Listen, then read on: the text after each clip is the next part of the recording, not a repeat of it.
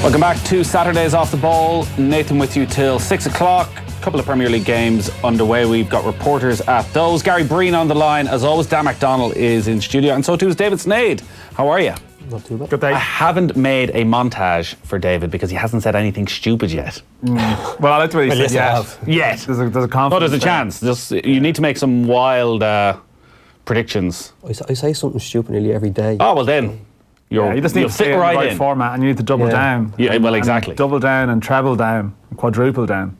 And then there's a montage made. And then there's a montage made for you. Am I basically in here as the Egypt then? That's... I wouldn't say that. No, I must say no. Of course not. As always, 53106 is the text number. We're live on all our social channels. We like to get your interactions on a Saturday afternoon. Let us know what you want to talk about. We will, of course, touch on the semi-finals of the Champions League. We'll talk about Spurs' dip in form, whether they can finish in the top four, whether they can progress to the final of the Champions League, what's going on at Manchester United, and a whole lot more besides between now and around about 5 o'clock. So 2 games underway in the Premier League. They're both still scoreless. West Ham 0, Southampton 0, and it's scoreless between Wolves and Fulham. At 5:30, Cardiff simply must beat Crystal Palace at the Cardiff City Stadium if they're to stay in the Premier League. And then at 7:45, Saturday night football, Newcastle against Liverpool. Liverpool must win that game if they're to bring the title race to the final day of the season. Already today, Spurs missed out on the chance to pretty much cement their place in the top 4. They were beaten 1-0 by Bournemouth, a dramatic game at the Vitality Stadium. Spurs finished that match and played pretty much all the second half with just 9 men. Heung-min Son and Juan Foyth both sent off either side of half-time, but Bournemouth, who did little or nothing in the second half until injury time when Nathan Aki headed home from a corner kick. But the big story, really, from an Irish point of view, is that the man of the match was a 19-year-old Irish goalkeeper making his Premier League debut, Mark Travers. What a day for... Maynooth's Mark Travers, yeah. Yeah. Put on the map for reasons other than being, university. Lucan United, this is the thing, this Dave's neck of the woods. Lucan United, Cherry Orchard, Shamrock Rovers, was that the route? I think so, yeah. He did a year at Rovers, and he was he did a year. He was. I saw some stat. He was on the bench for the Rovers under-17 team. I think on this day, or certainly at the start of a recent season. So one of the more interesting aspects when a young Irish player breaks through is how every club wants to claim credit. Understandably, I imagine, as the money starts to filter down, he starts suddenly worth a few quid here, there and everywhere. What sort of deal has been done, along the way. That's the thing, because sometimes the last club has done a deal. Look, there was no fanfare. What I like about the Mark Travers story is, at the start of today, there's no Wikipedia page. He's around 700 or 800 followers on Twitter. He'd been in an Ireland squad. I don't know if he's on Instagram, actually, but he's not a hype player. If Gavin Bazunu plays in the Premier League, even if Caoimhín Kelleher plays in the Premier League, if Conor Masterson plays in the Premier League, or take your pick, Troy Parrott, I think everyone's broadly aware. Expecting it to happen. So when one sort of creeps up the rails a bit, whose profile was low key, there's an element of surprise about it. It's actually it's like old school when an unknown teenager gets dropped into a Premier League debut. It's like, who the hell is this? There's a small bit of that. Although he wasn't a recent squad, he was interviewed, although I wasn't in on the interview that he did recently. I saw Dave Kelly from the Indo talking about it today, said he was a nice fella, he came across very well. But even still, there was a lot of other stuff going on maybe in March, but the fact he was an uncapped goalkeeper in the squad just didn't really pass by without comment. Yeah, he was part of the same Lucan United team under 15 as Conor Masterson. I'm not too sure, but they let them the area here. They were. Yeah, but take it as fact. Yeah, well, Lucan actually had a kind of a decent team. I think there's Brandon Holt was there. He went to Celtic. Went to Celtic as well. And because Lucan were one of those clubs where, if you were playing in Lucan, you ended up going to say someone like Cherry Orchard or Crumlin, because that's where the real good teams were. So it's sort of decent now that can be good for the area that Lucan United now have got a few players who've gone over, and they will get a few bob obviously, and then kind of progressing in our club coming forward as well. The commuter belts are delivering for us. But there is a generational thing to that over time, that's it, the old profile of where players it's are no longer from. the inner city on the streets. Well, it's in the estates. When Masterson wasn't there a big thing over, is he a Dub or is he Kildare? Because he again played for Lucan. Is Lucan in Dublin? Yes, it is. Oh, yes. Showing my real coaching side here. There could be a montage coming here. I know I drive past Lucan on the way out of Dublin. Yeah. So it's right on the country though, so I know. Because Conor Masterson's from Selbridge originally, but played for Lucan United. And his parents are Dubs. Mark Travers, who was from Maynooth, which I'm going to say is in Kildare. That is in Kildare. Is, yeah. And played for Lucan. We see a lot of Dubs who've moved. I don't know what Mark Travers' they see situation themselves is. as Dubs. This is the thing. I've had this with players in. Well, wasn't there a bit of story in the last year that was it a GA team in Ashbourne wished the Dubs well? Oh yeah, some good luck message. Yeah. And I've there's a couple of players I'm aware of who basically their family they wanted it to be made known that they were Dubs, even though their family lived in, I think Chris McCann was one. Chris McCann would be one. Ashbourne. He's from Finglas, but very definitive. Don't refer to him as Meads Chris McCann in any context. Wow. And there'll be a couple of others like that. So I don't know what the Travers scenario is. Well, Mark Travers was man of the match against Spurs. He's been talking to Sky Sports. I don't know if Sky, though, asked him any of these interesting questions. Let's hear. Nathan, Mark, very well done. Nathan, you left it very late. Was it a mixture of joy and relief out there? I think so. I think obviously when the opposition has 2 red cards, I think you're expected to win. So I think when they had it, I think we were sloppy on the ball. We didn't really create enough. So obviously happy that we still scored in the last minute. A very late winner from you. Does it bring back memories of a certain game against Liverpool a couple of seasons ago? 4-3? Yeah, similar. No, it was the same feeling for sure. We for sure needed it, so it was very nice. Mark, a very special day for you. Congratulations. How much did you enjoy it out there? Yeah, it was an unbelievable day for me, something that I've worked towards the last few years. So to get the opportunity today was unbelievable, especially against such a top side in Tottenham, and then to get the 3 points as well was unbelievable. When did you learn that you were playing today, and were there any nerves out there, especially given the opposition? I just found out yesterday morning. The gaffer pulled me in, so surprisingly there wasn't too many. Surprised myself, but I felt comfortable out there and enjoyed every minute. In the first half, you produced a string of good saves. If you cast your mind back, which ones gave you the most satisfaction? I don't know. It's always the first one, isn't it? Like your first save in the Premier League is always unbelievable, so I'll always remember that one. Nathan, that's Bournemouth's first victory against Spurs. How important is it for a team like you to do that against one of those sides? Yeah, I think it's always important to do well against the top teams. I think this season the only win we had was Chelsea at home. So I think we want to do that more, and obviously, so it's good that we won today as well. It's been a season of ups and downs here, hasn't it? How good is it to end it here at home on a high, at least? Yeah, I think that's what we wanted. I think we started the season well, then a little bit of a blip in the middle. To finish the season like this is very good, at home at least. Well, congratulations on the win. Mark, you're the Premier League man of the match on your debut. That's not too bad, is it? Nathan, if you do the honours, please. Cheers. Well done, guys. Cheers. Yeah, there's Mark Travers. Watch your microphone there now. Oh. It'll be fine. Don't worry about it, Dave. We'll get through the afternoon. Gary Breen is still with us. Gary, it's the end of the season. Arthur Borich was on the bench, and I think they were mentioning that Arthur Borich's wife may go into labour at any minute, so that maybe that was one of the reasons. That was a factor, I think. That he was on the bench, and they've Asmir Begovic there as well, who seems to be number one. Like I mentioned that an hour ago, that he's the first teenage goalkeeper in 13 years to start a Premier League game. Like, as a defence, seeing a 19-year-old coming in as a goalkeeper, would it worry you?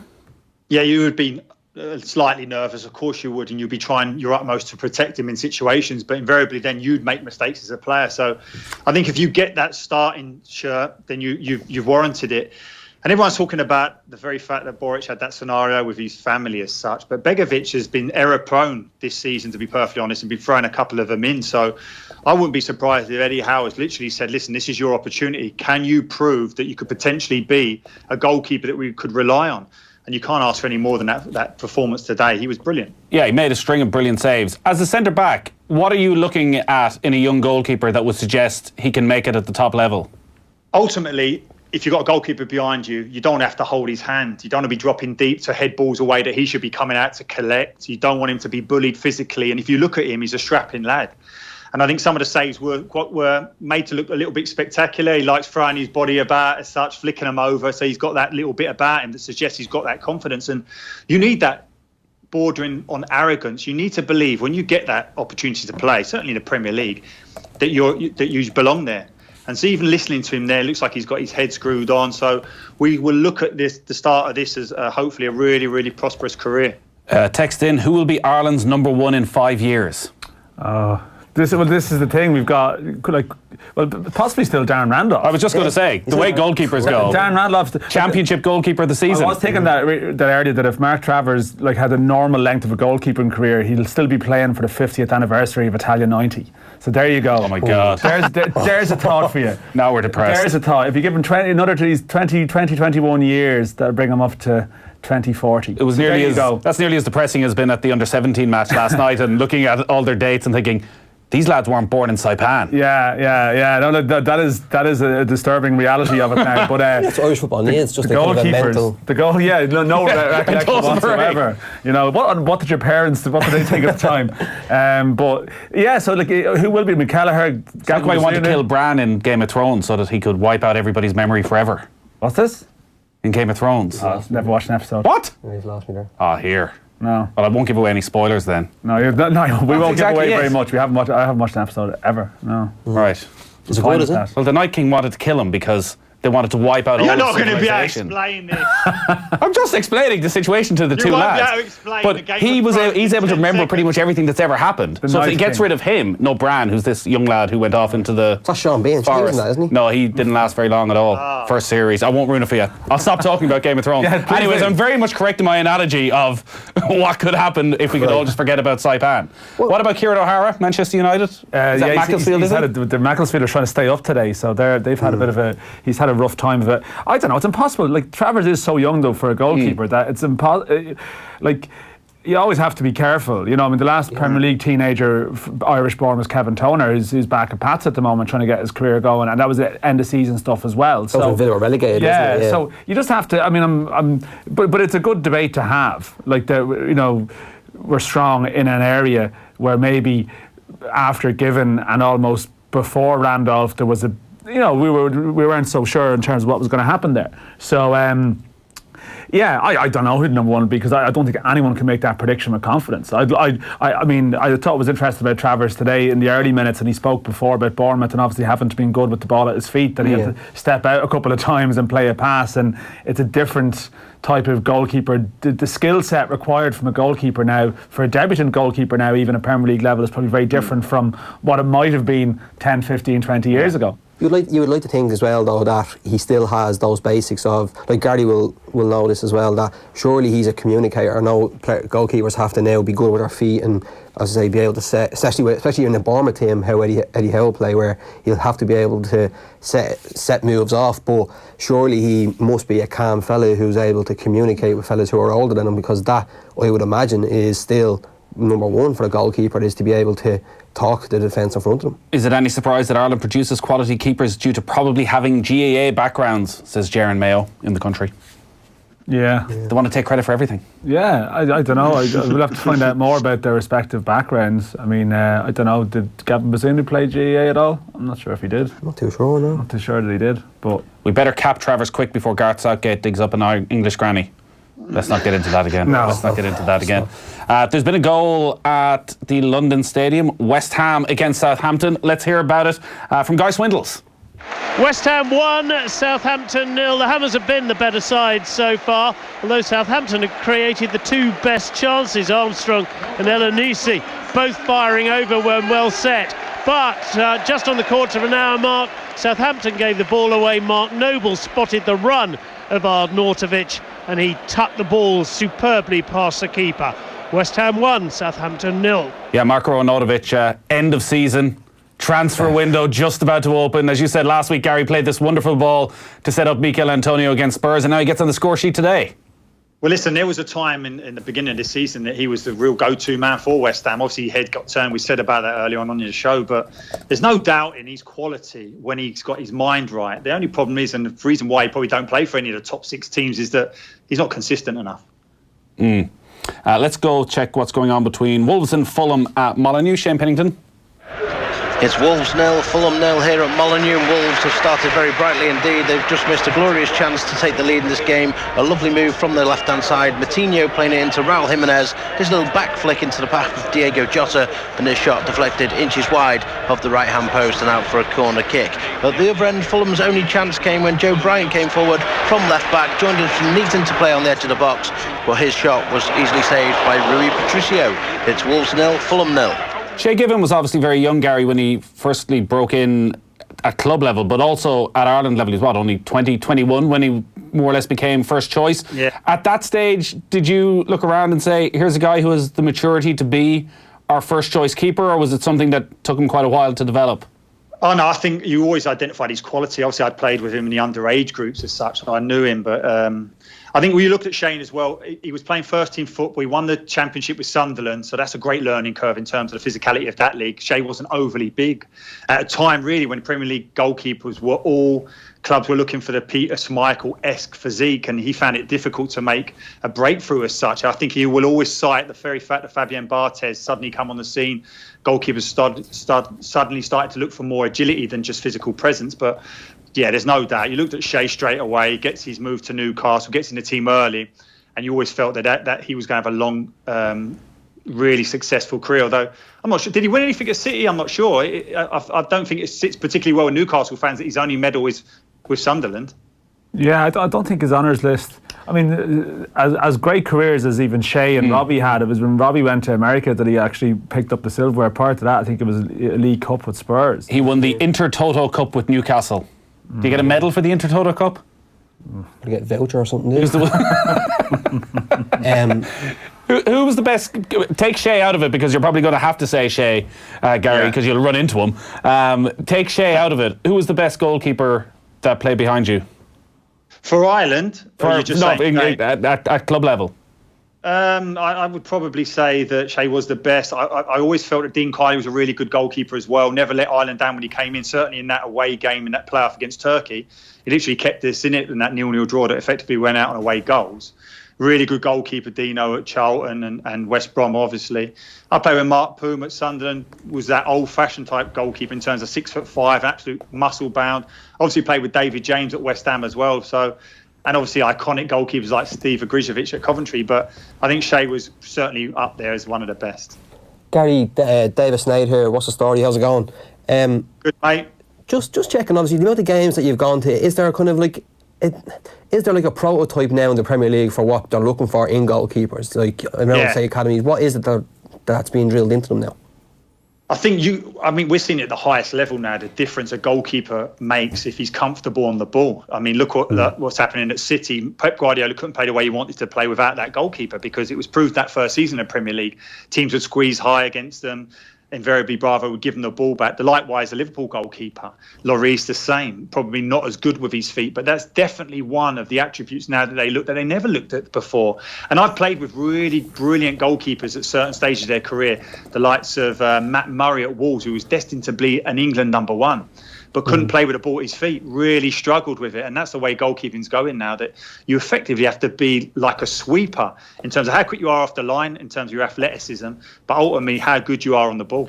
And because it's mad, because I was listening to a podcast recently with Mark Ogden, who writes for ESPN now, and he was even making the point about David De Gea, that as good as he is as a shot-stopping goalkeeper, which we would always think is what you need as a goalkeeper, that he's almost being left behind now, that top teams like a Barcelona aren't going to come in for De Gea because he's not going to suit what they want. But then if you see, even in terms of Pochettino took his Tottenham team against Pep Guardiola that first season, notably at White Hart Lane, they pressed them so high, City couldn't get out. The following season then he brings in the new goalkeeper. They do the same thing. And you've got a goalkeeper who's hitting diags 70 yards and taking 5 or 6 players out of the game. It just changes everything. And you're right to identify it. I look back at when I initially started playing football as a pro, when they changed the back pass rule where the goalkeeper could no longer pick the ball up. And I remember the likes of Paul Gerrard at Everton. And so many goalkeepers who, as soon as that change of rule came in, they were virtually finished in terms of playing at top level.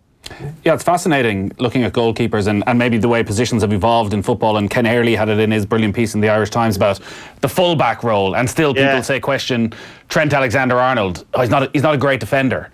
Like, he does enough of a defensive job for Jurgen Klopp, and I'm sure he can still improve at 19, 20, but he offers so much in attack. But particularly from the goalkeeping point of view, and Ian Listowel texts in about what makes a good Premier League keeper now, how big is the mental game? Like, the mental game for a goalkeeper must have switched dramatically over the last 5 years, because you think to United winning the league under Ferguson and De Gea in goal then, the mentality and what made him so brilliant was we didn't have much to do.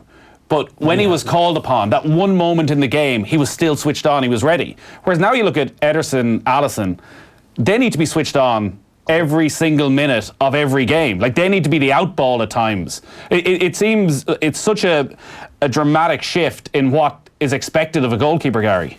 Yeah, but it's not. Yeah, I totally agree with you there. And if you think about Schmeichel and them United days, as much as the control United had over games because they were such a dominant team, the game was very much one end to the other, wasn't it? Now you're seeing teams dominate possession so long, you're seeing the opposition drop back, look to counter-attack. So the goalkeeper is involved less than he ever has been.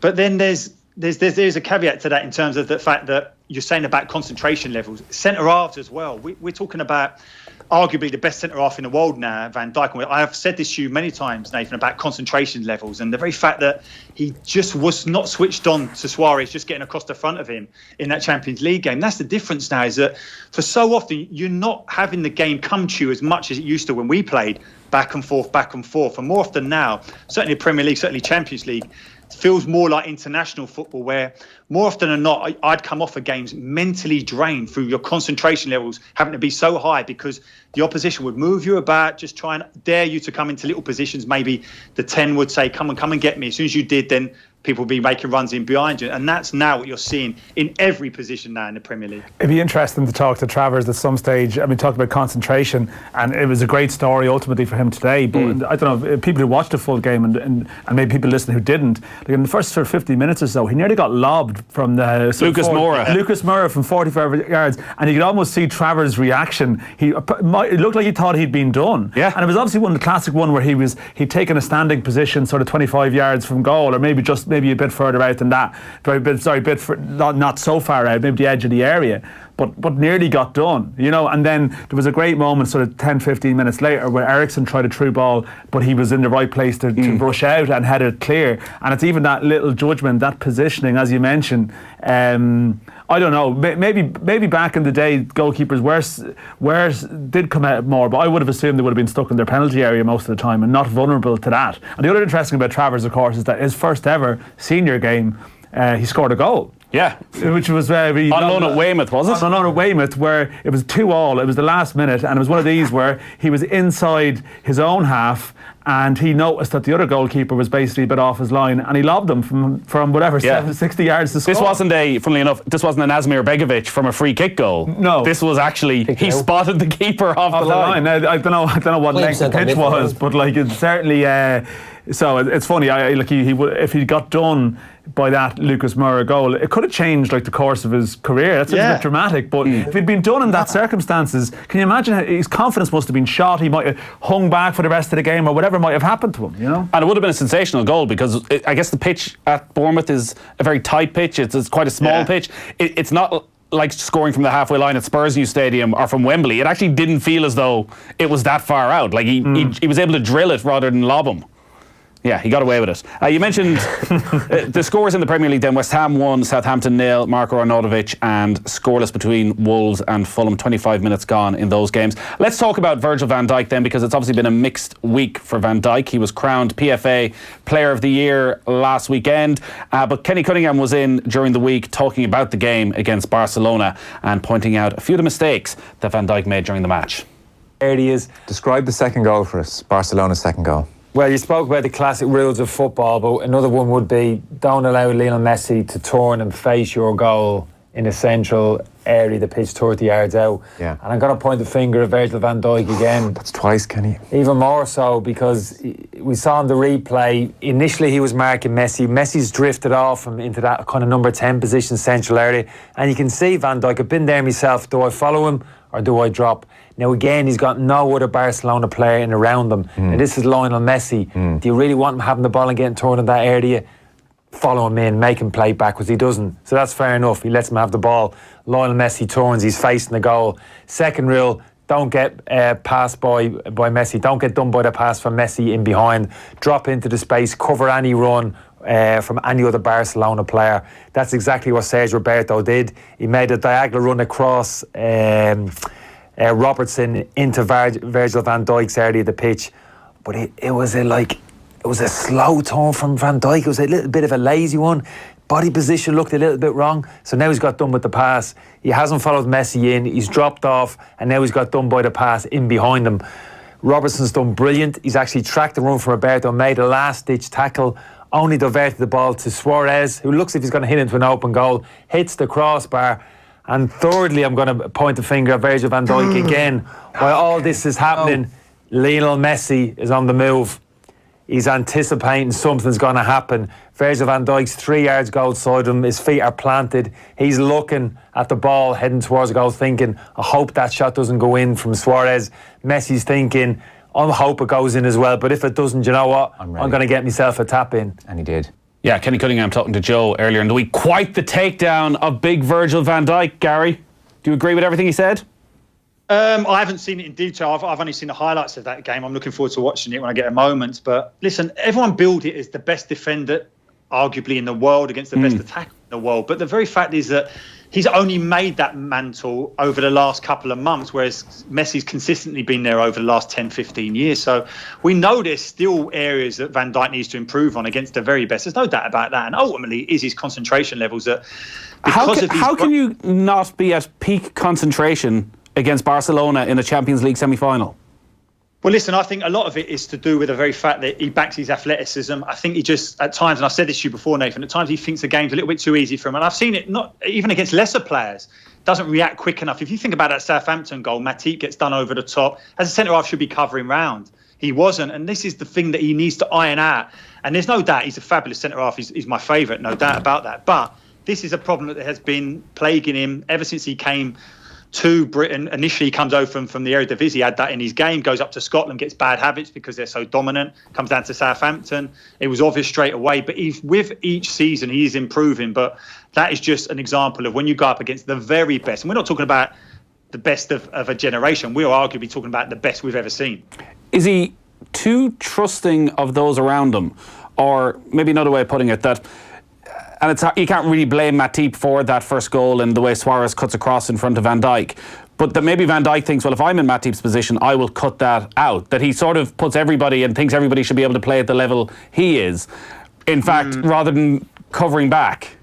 I don't know about that. And listen, this is one thing that I wasn't sure about everyone citing him as a leader. Listen, he's been that at Liverpool, no doubt.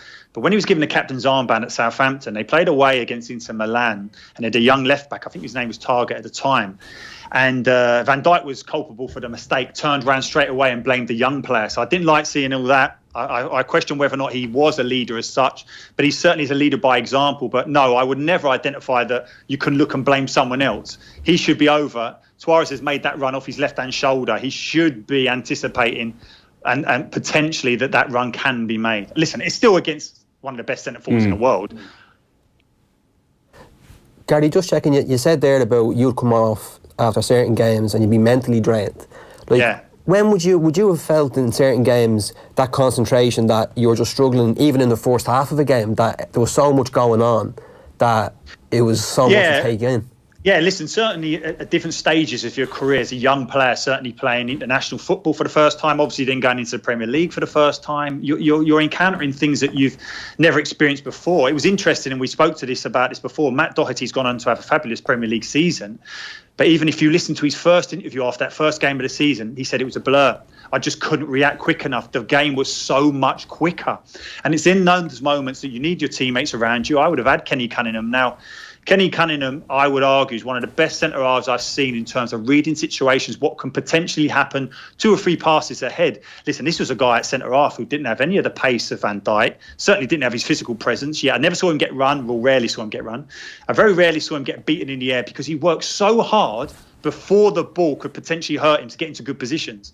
And this is what Van Dijk, he has great attributes that have been a gift to him in terms of his physical presence, his athleticism, but he still needs to add that real mindset in terms of reading situations better than he does to go down as arguably one of the best defenders we've ever seen in the Premier League. Well, you teed that up very nicely, Gary, talking about Kenny Cunningham's ability as a defender, because we had a roadshow at the Aviva Stadium on Thursday night. Steve McManaman was our very special guest. Kenny Cunningham, though, was the star of the show, and Kenny went into detail into how he prepared for marking a player of the ability of somebody like Steve McManaman. So eventually Liverpool arrived the following weekend. We still needed points. We still weren't safe. So I remember being on the training pitch, maybe more than the Thursday, kind of warming up. The lads were out there doing whatever they were doing. I saw Joe coming onto the pitch. He was making a beeline for me. So peripheral vision, I could see him coming. So I thought, no, it's coming. So I was trying to keep away from him. Started me warm up, started running down the other end of the pitch. But he's a big lad, Joe, at that stage. Joe carried a bit away. I couldn't escape him. He kind of penned me in at some stage. I said, all right, Gaffer. He went, you know what's coming down? I said, yeah, Liverpool the weekend. I said, who is it? And he said, who do you think? And I said, I thought for a second, I said, well, it's got to be McManaman. Neil Ruddock. I wish he said Neil Ruddock. No, he asked me, and I said it's got to be McManaman, because for me, in terms of the creative element in that Liverpool team, this fellow was key. Get the ball to Robbie Fowler in the box and around the box. In the round the box, he was absolutely lethal. But in terms of actually cutting off the supply chain, Steve was more important. So that was it. So that was the job he gave me. And I remember the following day, would have been the Friday the day before, I remember making a conscious decision 10 minutes after training. I was stood on the halfway line, and I spent 10 minutes with me back to me goal, actually shuffling backwards, move my feet backwards to the end of the box. Because I knew the following day, this is what I was going to be experiencing this for the whole of the 90 minutes. Because Steve was very good receiving the ball, getting turned quickly and running directly at you at pace. So, some wingers, you'd put a little bit of pressure, you'd hunt them down and, grunt like a caveman, and that'd be enough for them to get rid of the ball. They'd pass the ball backwards and to get out of jail. But Steve was very good at checking the shoulder, and he had a bit of space he turned. And once he turned and ran at you, very quickly, you found yourself in this run of motion. But even still, you'd think to yourself, most players, you'd wait for that one heavy touch. That one touch when a player was dribbling, that the ball would get away from him, and you'd get your opportunities to defend it. Go, gadget leg, you'd that telescopic leg to come out, and you'd make the interception. And generally speaking, 80-90% of the time, that would happen as long as you were patient enough and you didn't commit yourself. But obviously, Steve was there. It was ridiculous. Where's this going? I know. I'll tell you where it was going. I woke up and I wasn't picked. Because very quickly I realised against Steve, 4 or 5 seconds after he picked the ball on the halfway line, I'd be in my 6-yard box, still going backwards towards the goal. And that's how difficult he was. So I done my best that day. He wouldn't remember. I travelled around the place and tried to get as close as I could. But without a doubt, he was my most difficult opponent in that respect. He had running power, he had legs. I couldn't wear them down physically, and that ability to keep the ball close, make it as difficult as possible. Without those 3 players I'd highlight, because that's the role I was asked to play. But he was the one I most struggled with for those reasons. Backhanded compliment. That's as good as you're going to get. Thank you. Kenny Cunningham, ladies and gentlemen. Yeah, Kenny Cunningham and Steve McManaman, who didn't actually hear talk there, but very much was in the building. Kenny talking about defending and the art of defending. That's actually the first time I've listened to that, and it's just brilliant to actually hear him, because you can just tell that that's someone, like that story about shuttling back in training, that's someone who just loves defending and thinking about defending. And not that it's a criticism of, say, a Van Dijk, because there's probably games where he doesn't have to worry about that sometimes. But that's maybe what, when he gets to that top level where he is at in the Champions League, and say when he obviously playing for Holland now as well in the World Cups and stuff, that maybe top strikers will always fancy getting that chance against them, because he maybe hasn't got that natural defensive instinct. It might sound a bit mad saying that, but he's a great player, but I don't know if he would be switched on in that defensive sense all the time like that, where he thinks this fella's not scoring. I don't know if that's maybe a bit harsh, but maybe the top a bit harsh, Gary, from what you've seen. I think maybe the best fellas will get a chance against them, because maybe he might not have that. I don't know. I agree with you there. I do think it's that concentration levels. An example he's playing for Holland, and he squared up against Mbappe. There's the whole of the half to run into Mbappe, a flying machine. Mbappe knocks it, Van Dijk comes across, takes the ball off him effortlessly. It's brilliant. Then fast forward a couple of months, he's playing against Germany. Sane gets the ball in the left-hand side position, fakes to go inside. He's lazy, Van Dijk getting there, and Sane bends it into the top corner. So it's instances like that, and you're right. And We talked about Kenny Cunningham in terms of going up against McManaman, who McManaman as a young kid was an elite level cross-country runner, elite level distance runner. He would have, if he weren't a footballer, he would have been an athlete, no doubt. So he's not the norm in terms of how hard he can work you as a fullback. But I always remember, and I said this to Kenny one time, he wasn't happy. I always remember watching him play up against Arsenal, and Anelka gets the ball, turns him, and starts running away from him. And it's on the TV, the widescreen. Suddenly, the camera follows Anelka, and Kenny is that far back, he actually goes out of shot. And I couldn't stop laughing, telling him, and he's not happy about it when you mention it. But listen, Kenny Cunningham, if you could put Kenny Cunningham's brain in Van Dijk, you'd have some player. Does that maybe that's Kenny kind of when Anelka is coming at him, that's him sort of accepting this fella is going to make a show of me if I don't do this, whereas maybe just to go kind of full stereotypical on Van Dijk, there's a bit of that Dutch arrogance where he's thinking I'm better than anyone and I'll do you know what is interesting there, and Dan, you're saying about, and you guys said about the GA upbringing with a goalkeeper. I definitely think that being a GA footballer for Kenny as a young kid, in terms of that tightness, how that man-be-man role that you have really does help you then when you go and play football in England. I'm convinced it does. I wonder, we've been a little bit harsh here on Virgil van Dijk. He's had one bad game. He's transformed Liverpool's defence into the best judged by the highest in the Premier League. Exactly, yeah. It's the week where he was, or the fortnight where we had a debate on whether he was the player of the season or not. You know, and there's still. That's why you shouldn't get Ballon d'Or, something like that, because of that simple mistake. Yeah, well, I mean, I think that it's not going to help. Like, I'd assume that the mental drain, the mental aspect that Gary alluded to, that playing against Barcelona, it's at its most extreme. Yeah. You know, in terms of the task of thinking about Messi and other movements. I mean, it was the one where it came back off the post. It was fairly shocking. You know, like it's just bizarre. But it just goes to show that there's a certain fallibility there. I mean, he did give away a penalty against Man City earlier in the season as well, which if it had been scored would have been a pretty crucial moment. Yeah, so. Yeah. Like he's not brutal. Like he's not. He's gonna be. There's your moment for the montage. Virgil van Dijk. He's not brutal. He'd be in every team in the Premier League. But I just think. Like you're saying, I know it is one moment, but that's a one moment that could sum up Liverpool's season if they don't win the league. Yeah. You know, I don't know. Maybe. Yeah, there was. I think you're dead right to bring up the Germany game in the Nations League as well, because it was this bizarre piece of football where was it Gnabry or Sané who picked the ball up on the left, and you can almost you can almost see Van Dijk sledging. Yeah. Gnabry as he has the ball. Now, maybe I'm reading it totally wrong, but it certainly looked from the TV footage as though he's talking to Gnabry, who has it out in the left wing, saying, go on, try your best. And Gnabry just steps in onto his right foot and bends it into the top corner. Sorry, I went over Sudas there and through the... I'm giving that great goal to Sané, but it is Gnabry, you're right. And you're right, it's just, as a defender, you're saying, go on, I dare you, and then suddenly you turn around, he's bent in the top corner, you're going to look a fool. But listen, he's class centre-half, and I want him to I'm desperate to see that concentration level come in so that he can literally battle them for the title of the Premier League's best ever defender, because he's got all the physical attributes that we saw, the technical ability of a Rio Ferdinand. We're talking about a player of that quality. What I liked about Kenny, and that was 4 minutes. There was another 4 minutes before that where he spoke about, I think it was Georgie Kincladze and a couple of other similar type players to McManaman and how he used to prepare for it. Is defenders generally don't talk up how they practice and how much time they spend on the training pitch. So we all know stories of free kick takers and David Beckham and Eric Cantona and players like this staying behind for hours after training. We rarely hear of defenders staying behind. I would love to have seen what everybody else in Wimbledon thought when they looked out half an hour after training and Kenny standing in the middle of the pitch just backpedaling randomly. Used to stay behind Gary and do a little bit of backpedaling from time to time?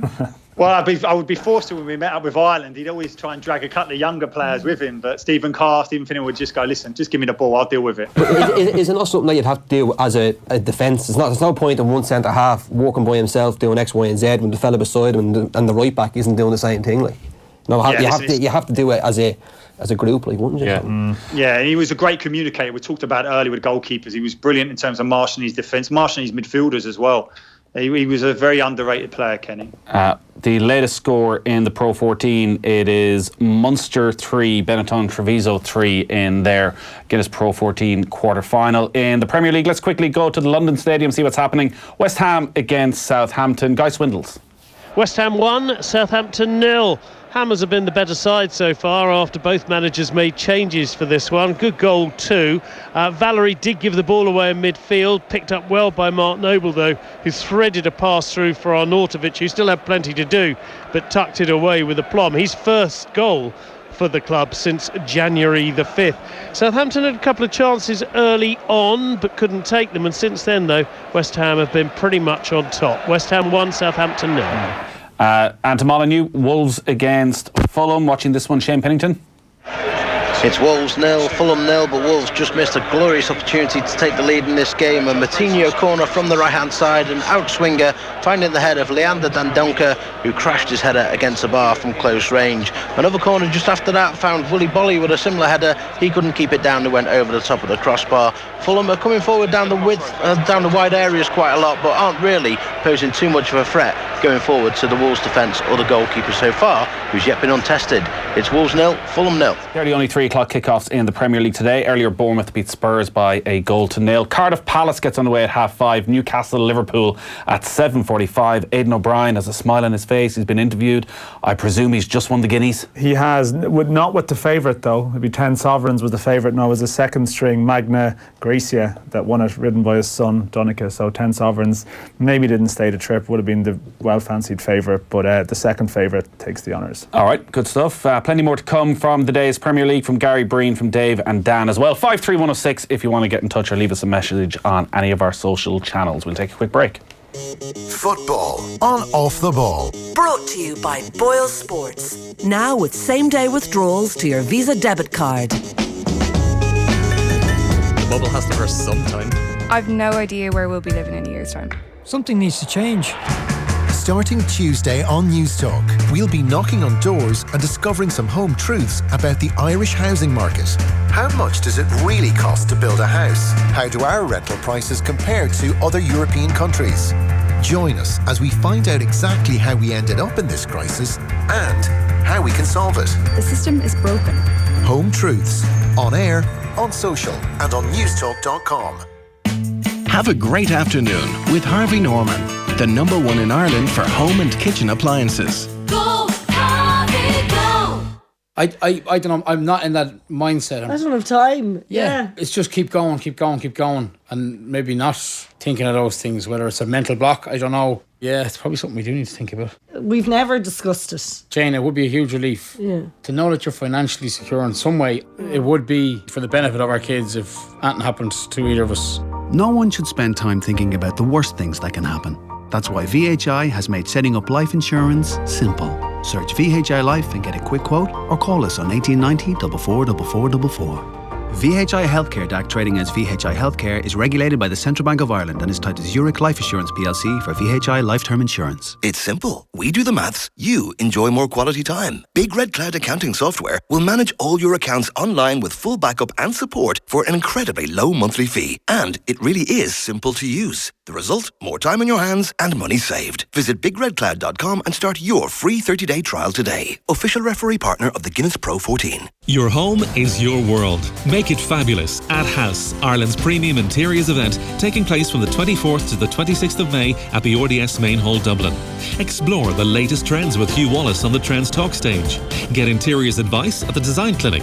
Participate in our interactive upcycling area. Be inspired by experts including Dermot Bannon, Susie McAdam, Roisin Lafferty and more. Live from the Inspiration stage. Tickets on sale now. Under 12s go free. Just search House Event. Switch and save at Carphone Warehouse this bank holiday weekend. Save up to €100 versus network stores with exclusive deals on Samsung and Huawei. Get the Samsung Galaxy S9 free or the Huawei P20 Pro for just $49.99. Both on a €40 a month plan with Vodafone, Ireland's award-winning mobile network. Now with more data than ever, but only when you switch to Vodafone at Carphone Warehouse, the home of the networks. Any network, any phone, any plan. Only Carphone Warehouse. T's and C's apply. Offer subject to a 24-month contract.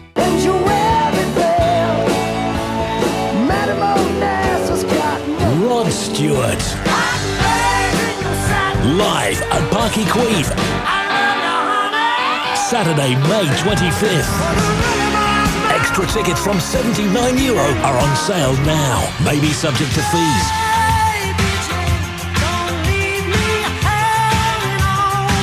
Presented by Aiken Promotions. Subject to licence. Take steps to improve the energy efficiency of your home. Generate as much as 80% of your electricity requirements with solar PV panels from Energlaze. SEAI grants of up to €3,800 also available. Every upgrade you make makes a difference. Football on Off the Ball. Brought to you by Boyle Sports. Now with same-day withdrawals to your Visa debit card. Welcome back. So, halftime whistles just going in the Premier League. 2 games. West Ham 1-0 up against Southampton. Wolves scoreless with Fulham.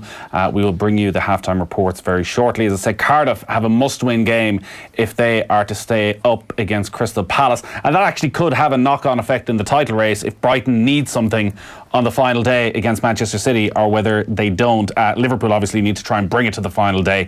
They take on Newcastle at 7:45. How does Gary compare Van Dijk?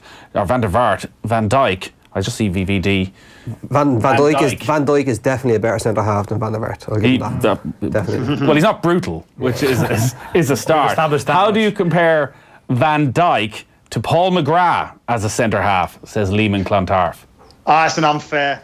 There's no one that matches up to Paul McGrath in my eyes. He's my iconic player growing up. I was lucky enough to be in a couple of squads with him. Fabulous player. And if you think about how good McGrath, but there are similarities in terms of the physique, the pace that they had, how dominant they can be in terms of bullying centre forwards. But I'll tell you what, there'll never be anyone to match Paul McGrath in my mind. Did McGrath have issues concentration-wise? Like, did he switch off in games? Listen, I'm too young really to go and dissect his game as much as that, but I always say the reference point to that iconic performance against Italy when someone like Franco Baresi comes on after the game and says Paul McGrath's the best centre half in the world.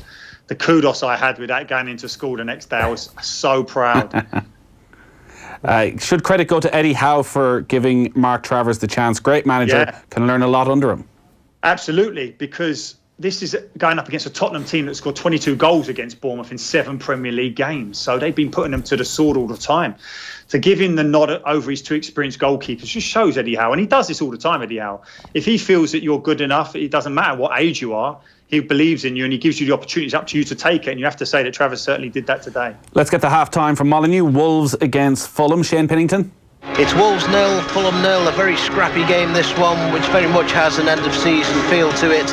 Only one real chance for the home side. That came on 31 minutes when a corner from Moutinho from the right found Dendoncker with a header. He crashed against the top of the crossbar and it was cleared away by the Fulham defence. Otherwise, a couple of efforts from Diego Jota has gone close for the home side. And going forward from Fulham's point of view, Joe Bryant's had their chances. First shot well saved by Patricio, and a second one which forced the Wolves goalkeeper to backpedal quickly and tip over the bar. It's Wolves 0, Fulham 0. We're back, Dave. We're back. Could have been worse. West Ham, Southampton, half-time whistle's gone at the London Stadium. Guy Swindles. West Ham 1, Southampton 0. Bit of a curate's egg so far, good in parts. Southampton started pretty brightly, Armstrong firing over, Elyounoussi also having a half chance. But West Ham then took a grip on the game, particularly after Valery gave the ball away to Noble, who threaded a pass through to Arnautovic, who scored his first goal since January the 5th in the 15th minute. After that, Forster made 3 half-decent saves to keep West Ham at bay. At half-time, West Ham 1, Southampton 0. Yeah, and they're the only 3 o'clock kickoffs in the Premier League. You're getting abuse already. You're firmly part of the Saturday afternoon team then.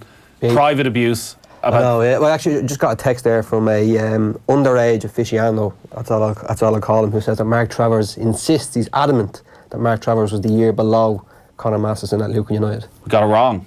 That's what he's claiming. Yeah. Well, I'll draw his attention to the Dublin Gazette. Right. Which I read on a regular basis. My first job was with the Lucan Gazette. Now that I'm convinced that Lucan is very much part of Dublin, I read it all the time.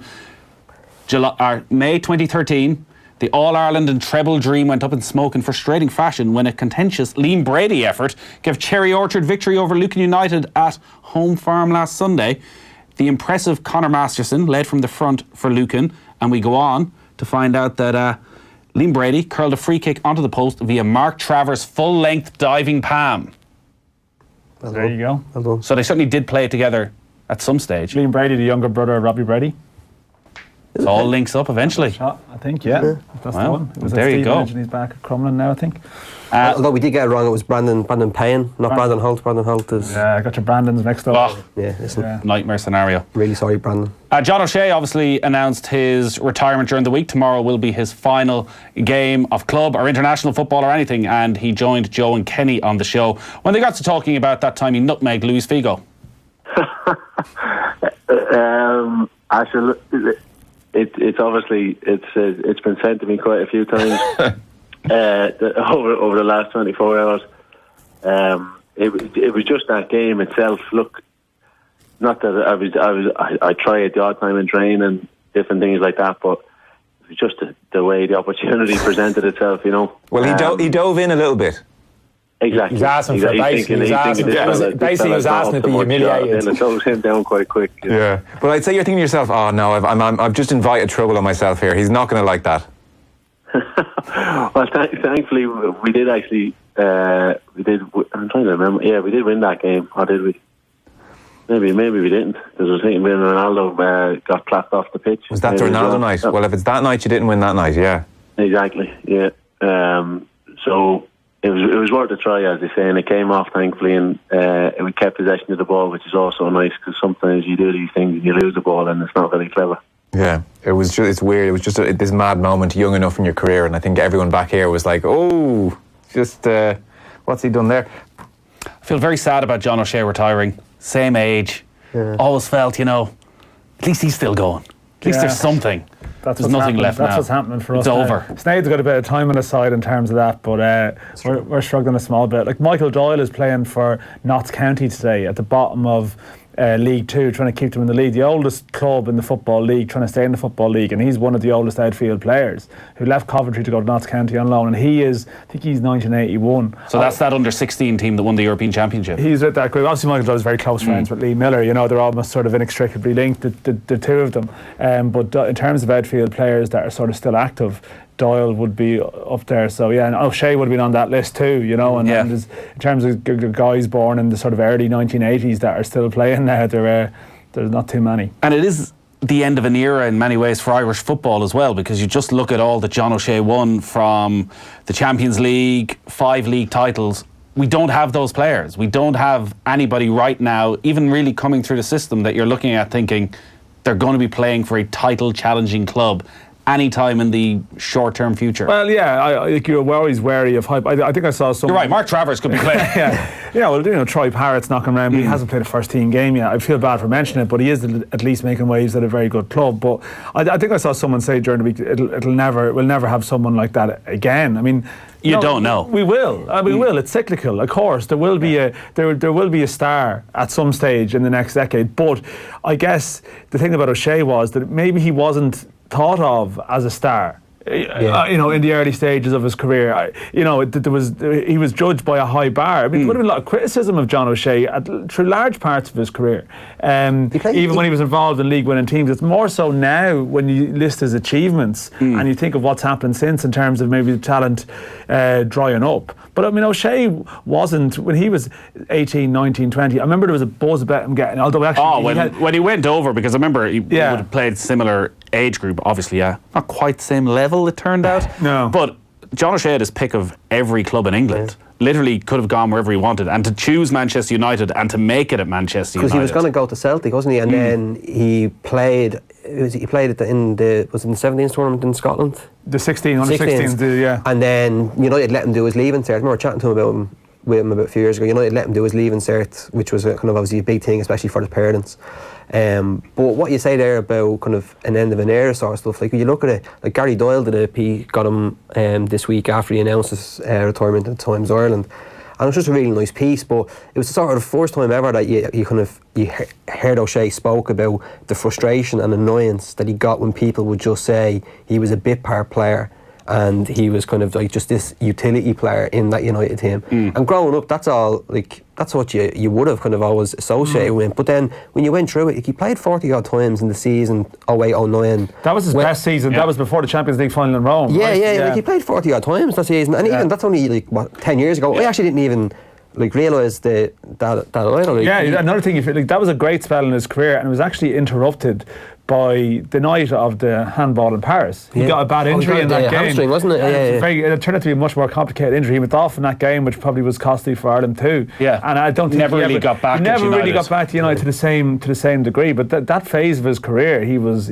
excellent. Yeah. And if we had an equivalent player now doing what O'Shea did then, we'd be losing our minds over them. He went to Bournemouth as well. Like, it wasn't as if he came through United and, well, obviously he did, but like, it wasn't as if he was thrown straight in from an early age. He went to Bournemouth. He went over to Antwerp.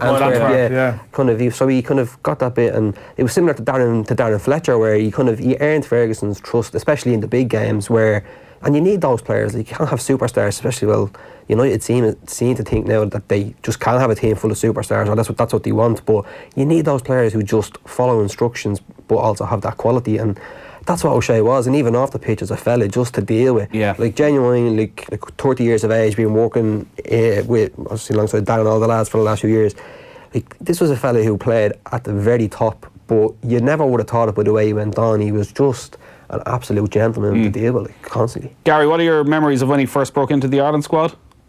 Well, I remember him initially when he got into that United team, like as a marauding left back, very tall, the physique of a centre half as such, but he was so talented in terms of his touch on the ball, in terms of attacking. Obviously, he came into the Ireland squad and it just looked a natural fit. Obviously, he's going to replace the likes of me and Kenny before we probably wanted to, but he was that good a player, you couldn't block his pathway. And you're quite right to identify. I mean, that trophy haul is incredible. It really is. And I think people often do this when they kind of retire. That's when they look back on their career. But he's been a fabulous player, and I would counter that as well to say that as good as a player he was, he's an absolute brilliant lad. He really is so unassuming. A leader, a quiet one though. Goes about his business, leads by example, but just a great lad. I'd say he'd be in demand for plenty of media work if he wanted to go down that route, but his badges as well, also comes across as ready-made to be a coach and ready-made to be a manager. Would you see it like that, Gary? It doesn't work like that, Nathan. It really doesn't. You can talk about people who are iconic captains don't necessarily make the transition. It's a totally different skill set. But if you're talking about a guy who's intelligent, will know what the demands of a coach in a managerial role mean, and it won't just fall back on his career to suggest that, listen, I had a great career, I should know how to manage. It's totally different. But if you're asking me, will he have the mindset, the understanding to go and educate himself in terms of what is needed, what's required, then I'd have no doubt he could do it. Like, just a kind of a story about him, and like, I don't mean to be kind of dropping names on this, but I remember going over to interview him at Sunderland, and he was there a couple of years, and I would have been only mid-20s. And after the interview, we had a great chat, and after the interview he was like, how are you getting home? I was like, I'm going into Newcastle and then flying home from there. And he was like, I'll give you a lift into Newcastle, save you the taxi fare. And it was just little things like that, where actually just having the cop on that actually things will actually save you a few bob getting in. I had the exact same experience with John O'Shea at Sunderland, where he dropped me back to Newcastle. Was this when Martin O'Neill was manager? No, actually it was De Canio had gone.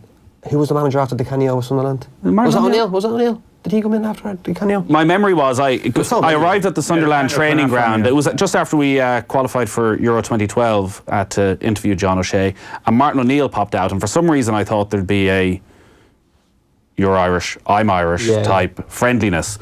Boy, was I wrong. There was a good 15-minute quizzing of why I had arrived at their training ground, what I was going to talk to John O'Shea about. I was like, don't worry, I'm not going to talk about Sunderland at all. I really don't care. It's just about Ireland. Maybe Tony. I've never been dropped off in a Have you not? No, but by other players though. I mean, so there you go. Yeah. Players dropping people to the airport, it's a friendly thing, Yeah, they're just nice. It turns out they're just nice guys. People too. So they are, yeah. What about the guys who don't drop you to the airport though? This is a bit of a tangent. I remember doing the same thing with He's up his game now. I remember doing something with Darren Gibson, right? And this is actually an insight into like Darren Gibson gets so much slack about being like kind of just a bit of a moan and a whinge bag. But remember, again, a young lad, he was only about 21. I think he just scored for United in the semi-final against Schalke, interviewing him at Carrington. And again, similar, he offered to give a lift, but he was walking up kind of some stairwell, and there was like this kind of community day going on, and one of the community officers at United literally went to grab him to bring Gibson in to do this, and he wouldn't go in. He was like, they don't want to see me, I'm only played a couple of games, they want to see Wayne Rooney. And that kind of just gave a little insight. I was sort of expecting this fella was going to be a bit of a Charlie and maybe think he was the bee's knees because he was playing for United, but even then he sort of had that just kind of self-consciousness about him, which I thought was a little bit endearing. Did John O'Shea ever give you a lift, Gary? No, I can't remember. Kenny Cunningham was the driver, wasn't he? Oh, Kenny, Christ. And the only thing about getting a lift with Kenny, you had to listen to his story, so sometimes you'd be better off paying the taxi fare. Gary, great stuff as always. We'll talk to you next week. I'll see you tomorrow, actually. I'll see you at the Emirates tomorrow. Are you going to be angry about what's happening at Arsenal? Well, no, I'll just be angry about their defence, that they can't actually defend. All right. So we'll hope that they can deal with it tomorrow, but I doubt it. We look forward to that. That is Arsenal against Brighton. Our second live commentary tomorrow, myself and Gary will be at the Emirates. We've also got Huddersfield against Manchester United. My dad has texted me to try and clear things up, so I'm going to go with him. If he would know. He says that Mark Travers is a year younger than Conor Masterson, but played a year above his age. Probably because he was so good. Yeah. There you go. Which would explain it all. Yeah. So was everybody right in the end? No, I think the text we got was probably wrong. No, the text. The text. Right, we'll go through the text. We've got to go to ads. The latest scores in the Premier League. There are only 2 games on this penultimate Saturday of the Premier League season. It's still half time. It's West Ham 1, Southampton 0, Wolves 0, Fulham 0. Quick break. We'll talk you through the second halves. Join the conversation. Text us on 53106. Texts cost 30 cents. This week at Power City, check out our mega deals on Bosch, Neff, Dyson, Samsung and LG. For more information, go online to powercity.ie or call in store today. As your interior designer, I'm saying do everything in black. Walls, sofa, carpet, goldfish, everything. Can we not have a bit of colour? Maybe one tiny highlight in Battleship Grey. It's your home, so you should be in charge. With Avantcard's flexible home improvement loan, you are. You can choose any repayment period that works best for you, up to 84 months. That's 7 years. Find out more at avantcard.ie. Lending criteria, terms and conditions apply. New applications only. 7-year term applies to minimum loan value of €20,000. Avantcard Act trading as Avantcard is regulated by the Central Bank of Ireland. Whether you love watching slimy gore in the latest horror movie or the latest videos on how to make slime online, if you watch them on a TV, then you must have a TV licence. It's the law. That's just one of the terms and conditions of life in Ireland. Other terms and conditions may include watching said scary movie through your fingers from behind the couch or covering your fingers in a gluey mixture as recommended by an influencer half your age. No matter what you watch and where, if you don't have a TV licence, you won't slip through the cracks. So get yours at tvlicence.ie or at any post office. Brought to you by the Government of Ireland. Know that feeling when you wake up thinking it's Thursday, but it's actually Friday? Or when you find €20 in your pocket that you totally forgot you had? Or when your profile picture gets more than 6 likes? Or when you find out that with Sky TV, you get the best original British and US drama, exclusive content like Game of Thrones, and you can control the TV with your voice for way less than you think. Believe in being pleasantly surprised. Sky. Believe in better. Sky TV from €32 a month. Set up fees, 12-month contract and T's and C's apply. Voice control requires broadband connection. Switch and save at Carphone Warehouse this bank holiday weekend. Save up to €100 versus network stores with exclusive deals on Samsung and Huawei. Get the Samsung Galaxy S9 free or the Huawei P20 Pro for just $49.99. Both on a €40 a month plan with Vodafone, Ireland's award-winning mobile network. Now with more data than ever. But only when you switch to Vodafone at Carphone Warehouse, the home of the networks. Any network, any phone, any plan. Only Carphone Warehouse. T's and C's apply. Offer subject to a 24-month contract. Whatever your trip, we'd love to see you. Plaza Motorway service stations have Supermax, Papa John's, Super Subs, Bewley's Barista and Spar. The Plaza Group, an ideal stop on your journey. Mattresses Delivered will deliver your mattress immediately to any part of Ireland, free. Quality and best prices guaranteed. That's mattresses-delivered.ie. Don't forget the hyphen. T's and C's apply. Make every dish a perfect success with Autopilot preset programs. Now on the latest range of Bosch Pyrolytic self-cleaning ovens. For more information, go online to powercity.ie or call in store today. Across Ireland on 106 to 108 FM and at newstalk.com. This is Newstalk. Good evening, I'm Tina Gates. A protest is taking place today over poor conditions at the mortuary at University Hospital Waterford. The Still Waiting campaign say they're supporting the 4 consultants who claim decomposing bodies were being left on trolleys and the floor. They say the people are angry over the Taoiseach's comments on the mortuary. Leo Varadkar said he has seen no evidence of the consultants' claims, but he has since stated that he regrets if his comments discourage whistleblowers. This man at today's protest says he's fed up of the hospital services not receiving funding. At this stage now with the mortuary, the news has come out during the week about the mortuary. I mean, I'm just fed up at this stage and decided to take a stand. A medical expert's warning further debate is needed before introducing mandatory vaccination for children. Last week, the Health Minister Simon Harris wrote to the Attorney General seeking legal advice on the issue. This year alone, over 1,100 cases of measles and mumps have been reported. Director of the Health Protection Surveillance Centre, Dr. Kevin Kelleher, says making vaccines mandatory for children could be problematic. I think you'd have to have a much greater debate about it to make sure that if it was introduced, there wasn't an uproar and outright opposition that would cause more of a problem as a consequence.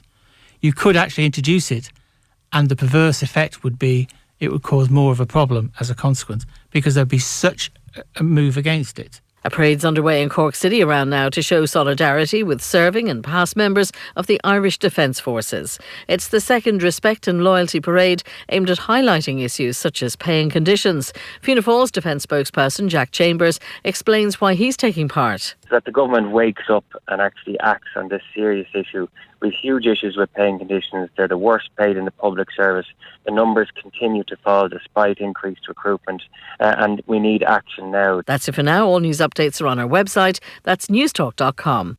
News Talk Weather. Thanks to Des Kelly Interiors. For the latest trends in carpets, vinyls and wood flooring, Des Kelly Interiors, where quality flooring costs less. Dry for the remainder of the day with long spells of sunshine and highs ranging from 9 to 14 degrees. Now you're up to date on News Talk. Off the ball. This is News Talk. Welcome back to Saturday's Off the Ball. We have myself, Nathan, Dan McDonnell and David Sneyd in studio. We must try and get in touch with Kevin Kilban. He's in New York. He's in New York. I sent him in the direction of the only place I've ever been in New York or in America that did a proper pint of Guinness. I sent him there and he sent me a picture from it. But surely when you go to New York, you're in a foreign country. You want to experience new things. No, you should. I agree. But every second bar in New York is a bloody Irish bar anyway. So I say if you're going to do that, you may as well go to one where you can get a proper pint of Guinness. And they've made a big effort of like getting the proper the proper conditions in place to do a proper pint of Guinness. Okay. They've done it. It's the most overrated, all that stuff about proper pint of Guinness. No, it's not, Dave. It's not overrated at all. If you're there and you're having the crack and you're having a few good points, all the points taste the same. No, you never drink Guinness overseas at all. No. That'd be a rule of mine. But you found somewhere. Someone who lived in New York said to me, listen, I know the whole thing about never drinking Guinness overseas. I said, absolutely, never do it. He said, but there's a place in New York that they've got it right. And I bet you there's some story of they get it shipped in straight from Dublin where everybody else is brewed over it's all to do with the pipes and how you manage the pipes. Oh, is it? That's what it is. And there's a fella from Sligo explained how they did it. So there you go. Anyway, fascinating. I sent Kilban in that direction and he found it. And he was. Well, it's good to see he's opening his mind, seeing new things. Is he going to the theatre? Is he going to Broadway? He probably is. I mean, there's a bunch of Mayo people over there. What are they doing? They're your ilk, Nathan. I know, they're my people. That's what I'm worried about. Why aren't you there? Is every notable Mayo person pretty much there except me? Is this like the time you were left out of that notable Mayo person's lunch or gathering? Exactly. There's definitely a pattern emerging. That you're not that notable. That is the pattern that has emerged. How long have you been in Dublin now then? Not that long that I'm not still from Mayo. Okay. You know, I'm quite sure of this. A long time, 13 years. You know. No, it doesn't matter. Just going back to our Lucan talk, growing up in Lucan, like, there was a lot of people, kind of my mates would all have family from the country and stuff, which is... And they see themselves as being from Dublin? Yeah. No. Yeah. Growing up in Lucan, as in like 3 years ago? Oh. Yeah, well, pointing it out. 53106 is the text number. Yeah. We'll see if we can get Kev on live from Times Square between now and 5 o'clock. Where were you last night? I've been off this week, but I went along to Bowes Cork just on a non-working proper capacity. Football man. Non-working capacity, yeah. So it was. Cork are back. Well, it depends what back is. I mean, it wasn't an inspiring game. The pitch was really bad. This really annoyed me, I have to say. Like, I know the council are doing it. I mean, they own Dalymount now, and ultimately that's going to lead to Bowes getting the new ground and so on. But when you consider the quality of the pitch in Tallaght, which is a council-run ground, relative to the quality of the pitch at Bowes last night, it was poor. The game wasn't great at all. Bowes got frustrated. Cork's experience showed, and I suppose they were back in the sense that they grinded out a win, without maybe endearing themselves to the home crowd, but that's irrelevant when you have the 3 points. And you could see at the end, John Connor was happy. Alan Bennett was out on his own, or not on his own, but he stayed a bit to go to the fans and showed what it meant to him. And Colin Healy was out on the pitch, who's been brought back in. So they probably had a bit of their fight back, and clearly they've lost a lot of games in a very uncharacteristic manner. So I suppose they're back to a degree without necessarily putting in a performance that makes you think, well, this is a team, that's going to win the next 7 on the bounce or something like that. You wouldn't be thinking that. I don't know if you can talk us through this in about 2 minutes, but what's the latest on Dailymount? When do you think you'll see a new stadium, some sort of a redevelopment? I think. Well, I mean, firstly, there was obviously all the suspension of funding and all that is still a worry for any sort of project of any degree. But if you assume and hope that will be worked out, I think the most recent prognosis would be that obviously Bohs are in Dailymount this season, they're in Dailymount next season, and then there would be 2 seasons out of it with a view to 2023. Starting to play football. And will they go to Tallaght Park for those 2 seasons? That is the plan. Yeah, they will go to Tallaght for those 2 years. So now, I mean, they had to push back. Initially, the plan was to finish the end of this season and have the 2 years out of it with a view to 2022. And it is Ireland, and sometimes these stadium plans, you can add a year, you can downgrade a stand, whatever it might be, to get it done. And the Bohs project has been caught up in, as I said, the fears around funding for football, and obviously the complications with the land around Dailymount, and there's been a few little issues with that in recent weeks as well. But I think 2023 at the earliest, and hopefully it does happen, because it's you see what Tallaght the Tallaght Stadium is bringing to that part of the world, and how good it has looked. I mean, the 17s were there last night, but obviously for the derby recently and so on. And it's only right that the north side should have a fitting venue of that nature. Where were you last night? I was at Pat's Waterford in Richmond Park, and just briefly what Dan was saying there about Tallaght. It used to be one of those grounds where you go to, and even when kind of both stands were relatively full, it still felt soulless. But that stand behind the goal now, and where the fans are there, made it feel like a proper stadium. Were you in there? Were you in that stand last night behind the goal? Yeah. It's really good. It really is. And I think there's even plans in the next few years to but even last night then at Pat's and Waterford. Yeah, it was actually a really good game. Like Zach Elbazetti, Ireland under 21 international, just really, really impressive, especially in the second half. And Aaron Drinnan too. Well, Waterford, yeah. Waterford, but Aaron Drinnan, I think he could possibly be going back to Ipswich. I know Paul Lambert was talking about obviously the fact they've been relegated down to League One. He's expecting big changes. Just chatting to Alan Reynolds after the game, and he was saying he still doesn't know what's happening. He goes, he feels that Ireland will want to go back to Ipswich, but that will they just kind of want to try and get some experienced fellas in League One and get back straight away, rather than kind of going in with youth. It all depends on the And what was the European grudge match vibe there? I mean, that was the Pat's Waterford aspect. Was there any banners about technicalities? There was 3 European flags on the Comac side from Pat's fans, and then once Waterford went 2-0 up, there was just songs about where they could stick Europe. But yeah, where could they stick Europe? Posterior. Brexit debate of some kind, is it? And then, although it was quite telling though at the end of the game, where obviously it was 3-0 and Waterford deserved it. Like Pat's made some shocking mistakes and they were punished. But if you get, the goal should be up online now. I remember watching it for Elbazetti's goal, and it was just real calm. The ball was played in, took a touch, and sometimes you see lads there and they'll just try and blame it and it'll go over. But he just placed it, and Brendan Clark, obviously a good goalkeeper, but he just passed it into the net. But then at the end of the game, all the players and the staff went down to the fans and just sort of, because there was quite a few Waterford fans down there, because they're the ones you do feel sorry for and all this. Like, it's not the people above them, and obviously certain things might have been said to them and stuff, but it is the fans who you feel sorry for, and the players who kind of would have worked so hard to try and get into Europe, Is it done and dusted? Oh, well, I think from Waterford's perspective, it's done and dusted because they don't meet the criteria. So they're screwed. I and their fixture was put back as well. The one that had been changed has now been reverted. I don't think. I think unfortunately it seems pretty clear. And the grievance for Waterford will naturally be whatever assurances they were given, and the fact that they were able to budget for the European money. I mean, people may not be familiar with this. I mean, it's 240 grand we're talking about here. So mid-season, one club has been told, you're not getting the 240 grand that we gave you a licence because, not because, but with that factored in. And the other club, Pats, has got 240 grand on a technicality.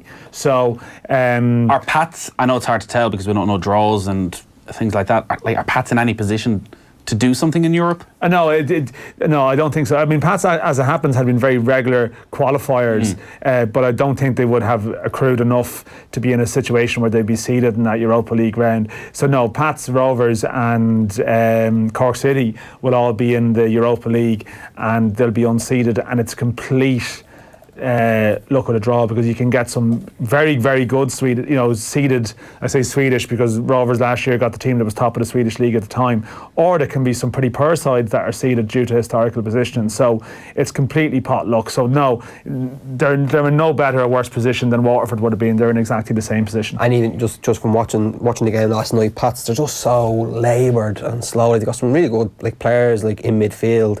Mikey Drennan up front, but there's just no pace there whatsoever, and you sort of worry a little bit for some of the League of Ireland teams. I hope it's going to be a good summer for them, but I'm not kind of hopefully Rovers are doing decent, but you kind of the goals where they'll come from, and obviously Dundalk. But it's sure, look, Rovers could do well, but I mean they could get an absolutely nightmare draw where it's not realistic for them to even go through past one round. We set out the bat signal, and as always, it didn't take long for him to respond. Get Kilban on the line. He's in Times Square. He's ready to take the call. I fear he literally has just been sitting around waiting for the call. It's what time is it? It's just past 11. 20 past 11, yeah. I feel really bad for him that he's in New York and he's able to take this call in the middle of the day when he's there. Well, I'm just glad he is able to take this call because we do worry when he moves away. I mentioned I was in Tallaght last night. Obviously, the European Under-17 Championships are taking place in Ireland for the next few weeks, all around the country. Definitely well worth it. It's one of these in 3 years' time to be going, yeah, I saw him. Yeah, definitely. Obviously, yet again, more controversy for Ireland. It was live on television as well last night. They drew 1-1 with Greece. They were the better team. Greece looked, I know they're all the same age, they looked like they were about 2 years older. They were big, tough men, just tried to kick Ireland up and down the park. Ireland played well without, I think, being outstanding, and then give up an equaliser with literally the last kick of the game, where the linesman has put up his flag for offside, but the referee overturns it. Good call, fairness. Perfect call, I think. It seems the linesmen on this side, and maybe at European Under-17 Championship you have inexperienced officials, and because you do wonder how he put the flag up initially for offside, because it was clearly an Irish player who passed the ball to the Greek attacker. But after the controversy of the penalty shootout last year, and then this, you would wonder what's going against them, and it's the sort of game they really should have won. Colin O'Brien, I thought, was very impressive afterwards. Didn't come out moaning, and it's the same last year in Chesterfield, where he could have lost the plot completely. Although I think at the time the Irish camp on that occasion and the FAI delegation were very clear not to be. They didn't want to be causing a controversy, and they were very mindful of that. And I think O'Brien would be fairly. He'd be fairly savvy in terms of his media stuff. He won't say anything out of place. So they're playing Monday night again now? Monday down in Waterford? In Waterford, yeah, and then Thursday against Belgium. So Belgium, the other game in the group, finished 1-1 as well yesterday. So no one has. It's all. And there was actually a 95th minute goal in that game as well too for Belgium, I think, to get a point, or maybe it was Czech Republic Besky one. So the group is still wide open, but they had a great opportunity to put themselves in a position of strength, because I think the feeling would be potentially that Greece might be the weakest team in the group. So it was a chance to get away and a win, and they didn't manage it. Is Zidane going to be in Tallaght? Zidane's son is involved, with the French side, who I think are playing. Well, they were playing. We should mention the great story of last night. France were playing England in Longford, but the game was delayed by half an hour because probably, I assume, I've done this myself on my way to Mayo. You sort of switch off when you're on the motorway, and the driver bringing the referee to the game went to Athlone instead of Longford, which was a little bit awkward. It's not great, all right, from organisational. Who do we blame? I don't know. Do we go for the FAI here? Do we bash the FAI over this? It was a driver who was doing it. That's what I mean. Yeah. Who was the driver? I don't know. Maybe someone had all the maps. Maybe they were told the game was in Athlone. Mark Toyle will find out. Be all right. It'll be front page of the Sunday Times tomorrow. The driver at the centre of this. The game did go ahead in the end, but unfortunately. Yeah, I can just imagine. Imagine the discussion UEFA. There's more problems in Ireland. Oh, not again. No, it's something different. Something different. It's to do with the under-17s. It's all right. So do you think Zinedine is going to be in Tallaght on Friday? I think there was some suggestion that he was going to be there, yeah. Yeah, I don't know. I've been off for a couple of days, so there was definitely, I saw a bit of chat about it. The last under-17, or the under-17 championship 2 years ago, the England team that played in that included Phil Foden, Jadon Sancho, Ryan Brewster.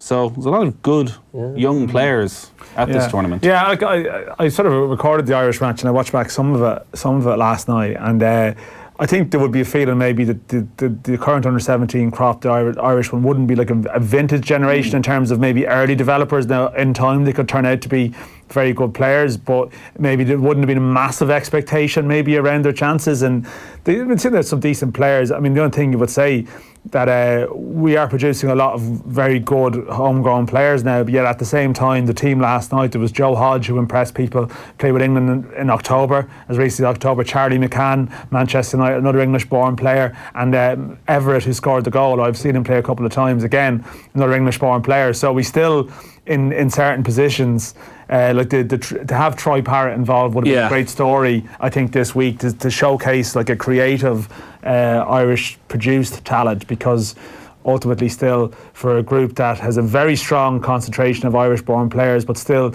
the names that maybe impress people in an attacking context were recruits, and like everyone. Well, the left winger I thought as well, though, Festi Upswele was. Festi's excellent. Yeah, he's Wexford, and he's a hell of an athlete. Like, he's unbelievably quick. I saw him play in a game last autumn, and he's I think he's Derby, I think, if I'm not mistaken, or is it West Brom? But anyway, he's got a chance, but.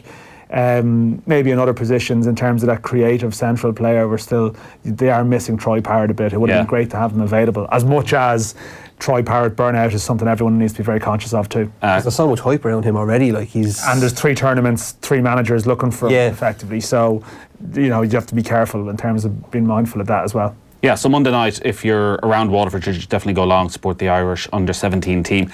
I knew I shouldn't have gone public with it so early. Kilban needs 15 minutes. 15 minutes? All right, okay. So we'll give him that. Hang on. Yeah.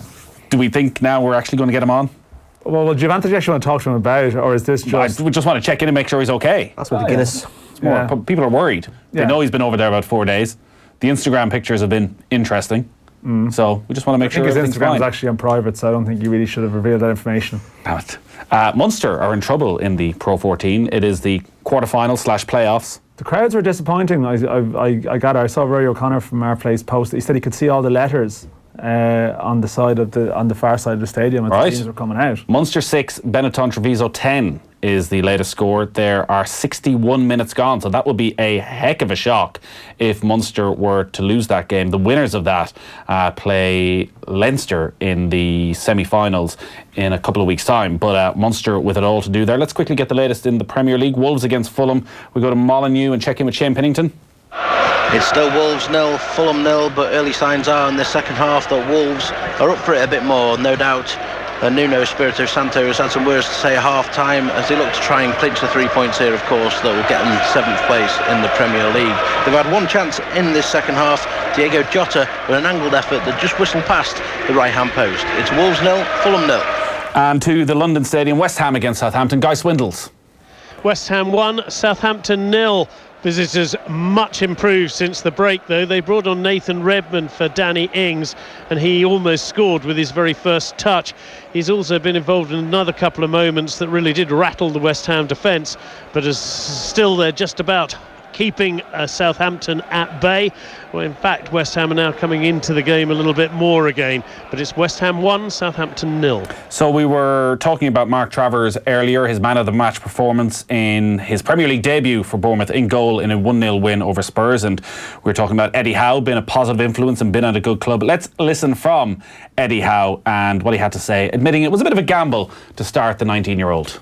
Eddie, you left it late, but you got the 3 points in the end. Yeah, we got there in the end. I mean, so much to talk about today. It was a very entertaining game. I think for everybody connected with both teams, a lot to talk about, a lot of incidents maybe related around, not around the football itself, but refereeing decisions, and it was that kind of game really. Let's talk about your goalkeeper, Mark Travers. What a debut for him. First 45, save after save, proving your decision was right. How much of a gamble was it to start him today? I think it's always a gamble to start someone that's never played at the level before, but going on the training and everything that we've seen him in, and his temperament and the way he conducts himself, I felt he deserved an opportunity to show what he could do, and what better stage.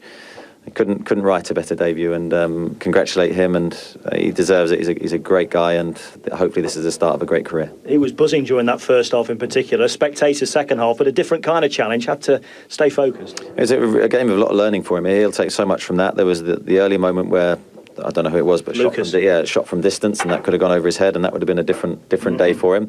But he responded to that and made great saves. And as you say, second half, although he didn't have anything to do, it's more about concentration and giving the team confidence, and he did that.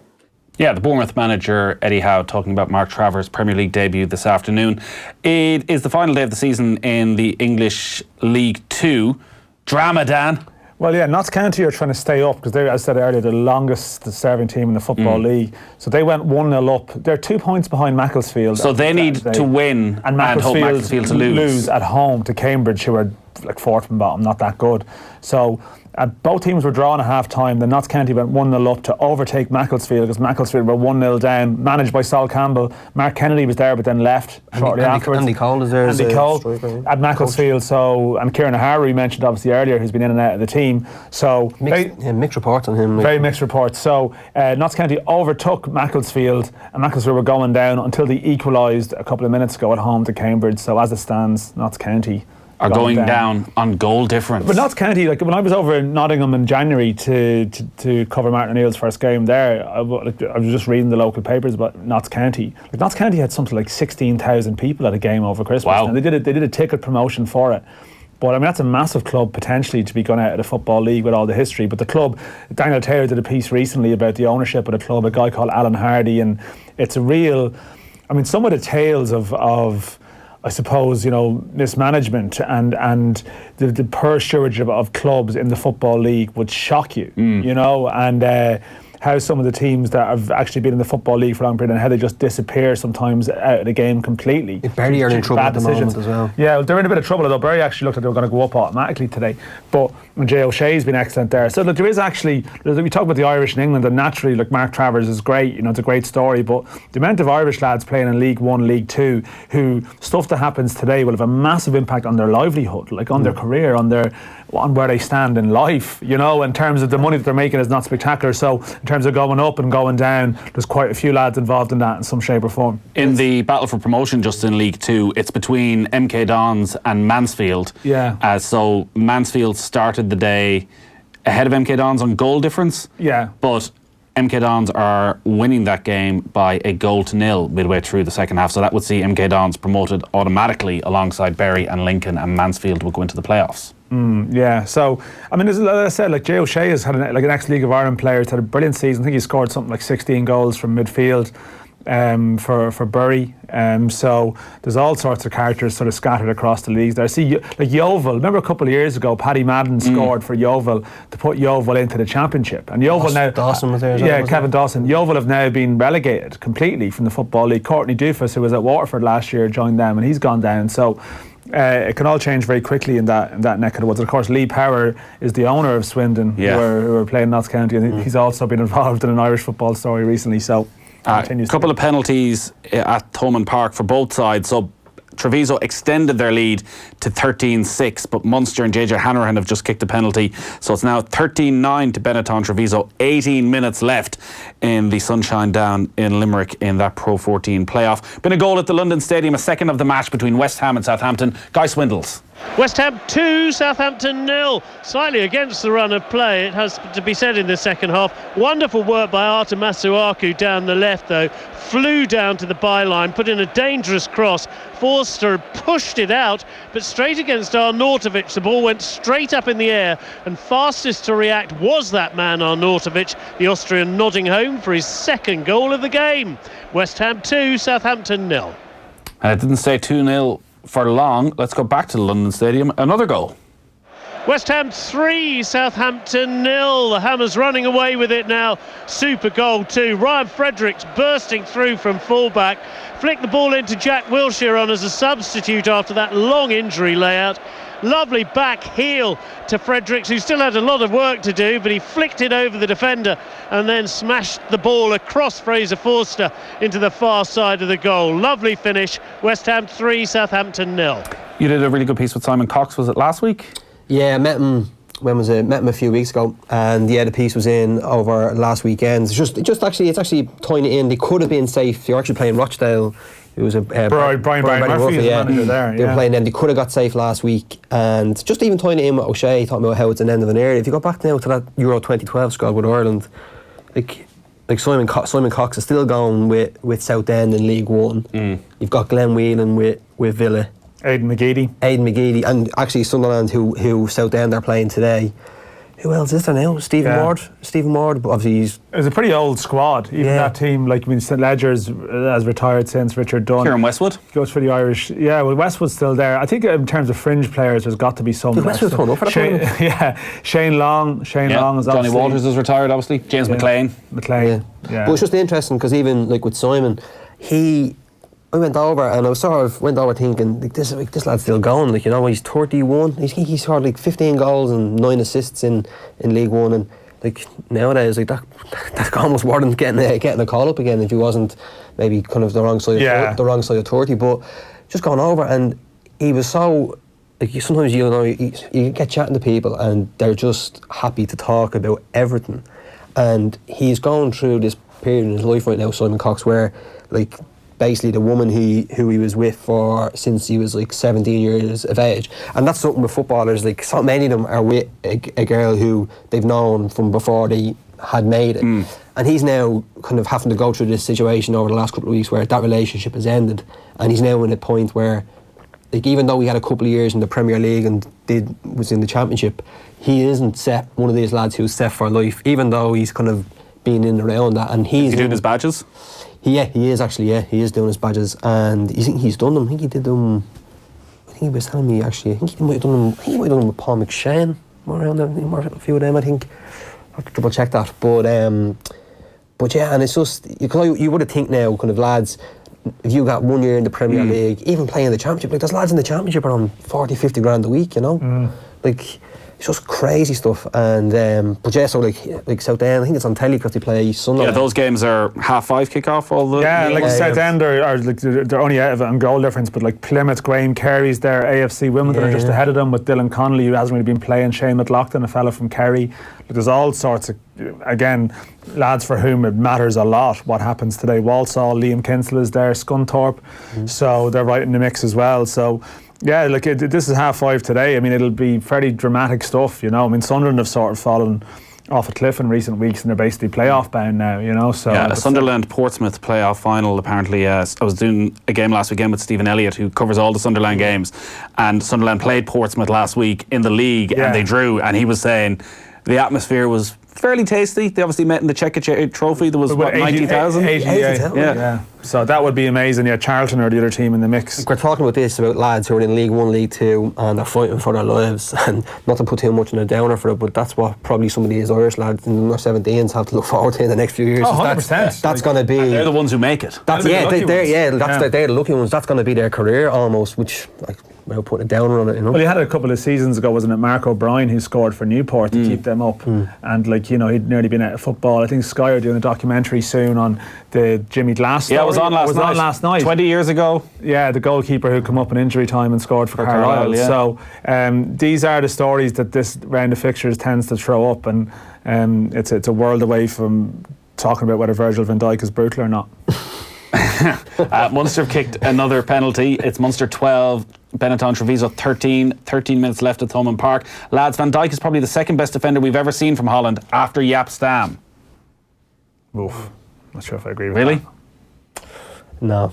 Then again, I suppose one of the De Boers. Stam went through a period where he was thought to be one of the best in the world. So I mean, Van Dijk has only come onto this radar of being the world's best in a 12 to 18 month window. So I suppose you need a bit of longevity really to be declared as the best of all time. You need to give him sort of Yeah. He needs probably 4 or 5 seasons at this level. Like Stan was quality for a good few years, and with Van Dijk, it's a strange one. Sometimes you only kind of appreciate fellas when they're gone or whatever. But then on the flip side, there's almost seems to be this sense where, well, someone's doing well now and he must be the best of all time. And it's only really Messi and Ronaldo you can say with certainty they are the best of all time. Was Jaap Stam better than Ronald Koeman? Koeman was before my time a little bit. I remember him briefly. But he scored that free kick. I mean, I think Koeman, all his mistakes could be forgiven with the free kicks that he scored.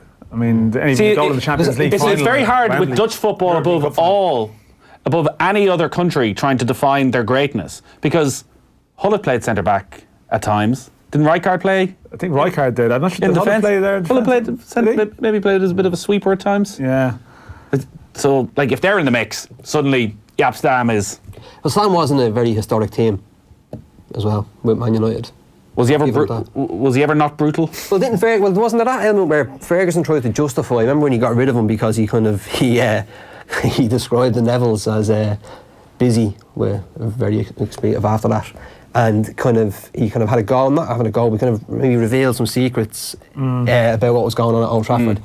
And then Ferguson binned them off then, and then tried to kind of play, I need to get rid of him because maybe he lost a yard of pace, and then obviously then he went for that young fella Laurent Blanc.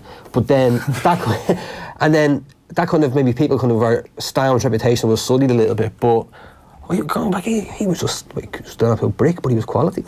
There's been a goal at Molineux. The deadlock has been broken. Wolves against Fulham. Shane Pennington. It's Wolves 1, Fulham 0, and Leander Dendonker's finally broken the deadlock here at Molineux. It was a well-worked goal down this right-hand side that resulted in Doherty getting to the byline. His cross was perfect towards the penalty spot, and there was Dendonker to fire it home on the volley into the right-hand corner. It's Wolves 1, Fulham 0. Yeah, so Wolves get their goal. They lead Fulham by 1-0 in the other 3 o'clock kickoff in the Premier League. Well, West Ham are cruising in that match.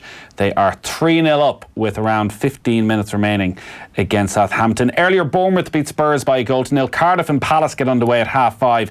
And then at 7:45, it is Newcastle against Liverpool. Lads, you go to Athlone on the M6. Longford's on the M4 with the turn for M5.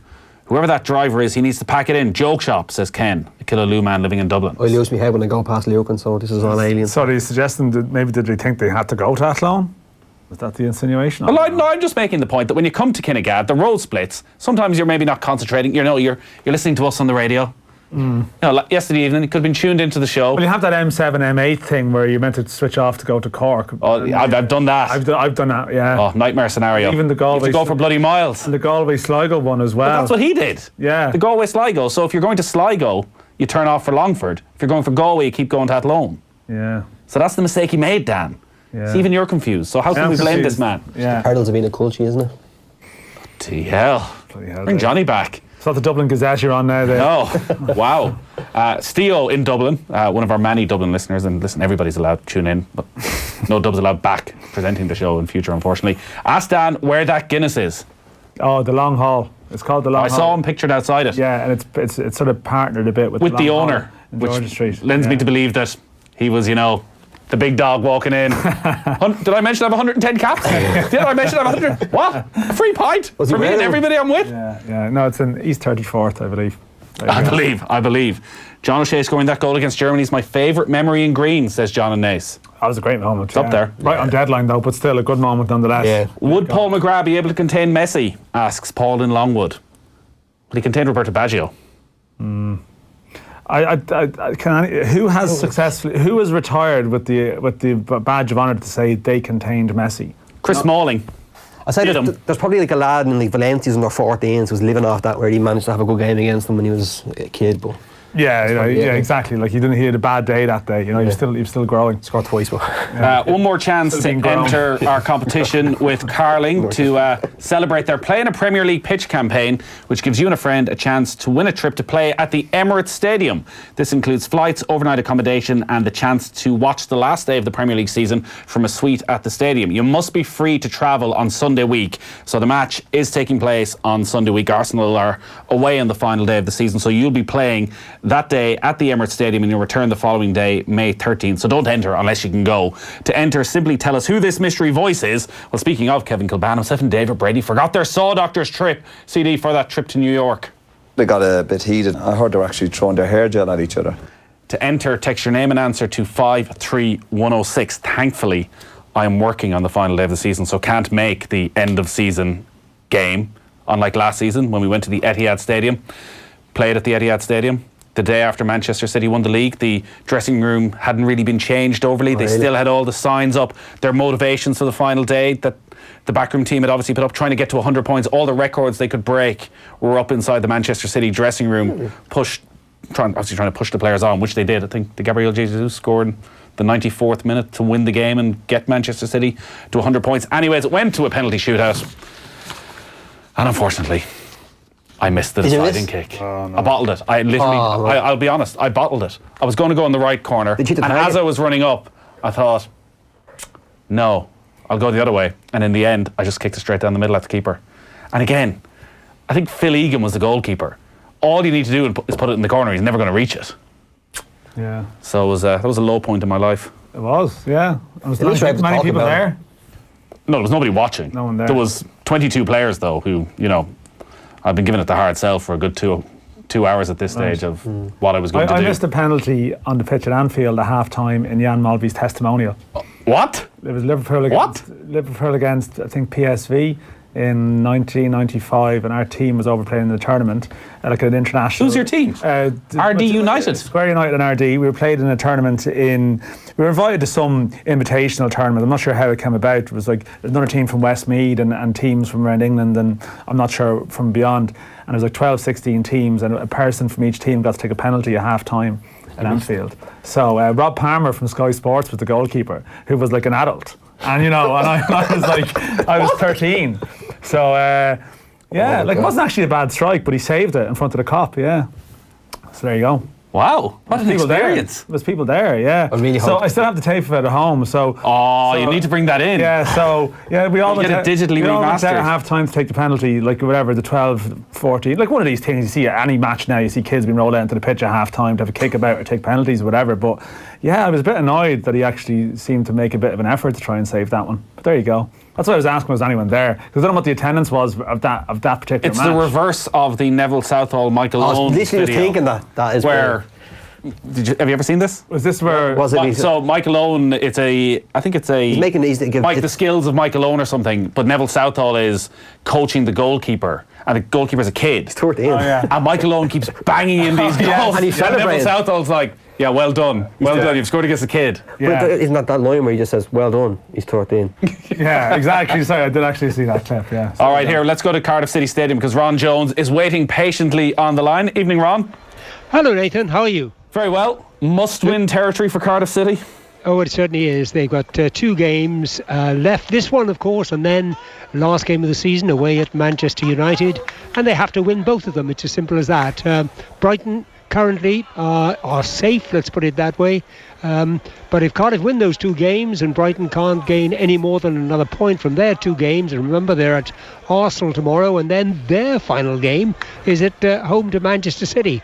So the amazing thing is, Nathan, in all honesty, and you have to give Cardiff City a lot of credit for this, they're still in there battling with 2 games to go when everyone really at the start of the season had written them off, and they were favourites really for relegation, weren't they? But they battled and scrapped away, and here they are still with a albeit outside chance of survival. You're a long-time resident around Cardiff, and obviously we all know it's a brilliant rugby city. To have a Premier League team in Cardiff, what does it mean to the city? Like, how important is it to have Cardiff City playing Premier League football? Well, it means an awful lot. I mean, football actually here is very, very big in this part of Wales.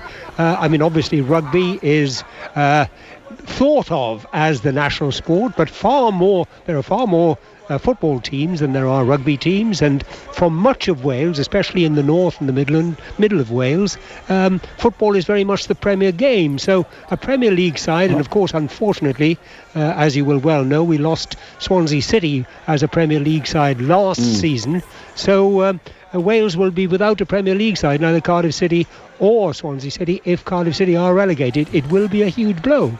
Yeah, and as you say, it's fairly straightforward. Cardiff need to win their final 2 games. Brighton need to lose their final 2 games because of the difference in goal difference. What's the team news then?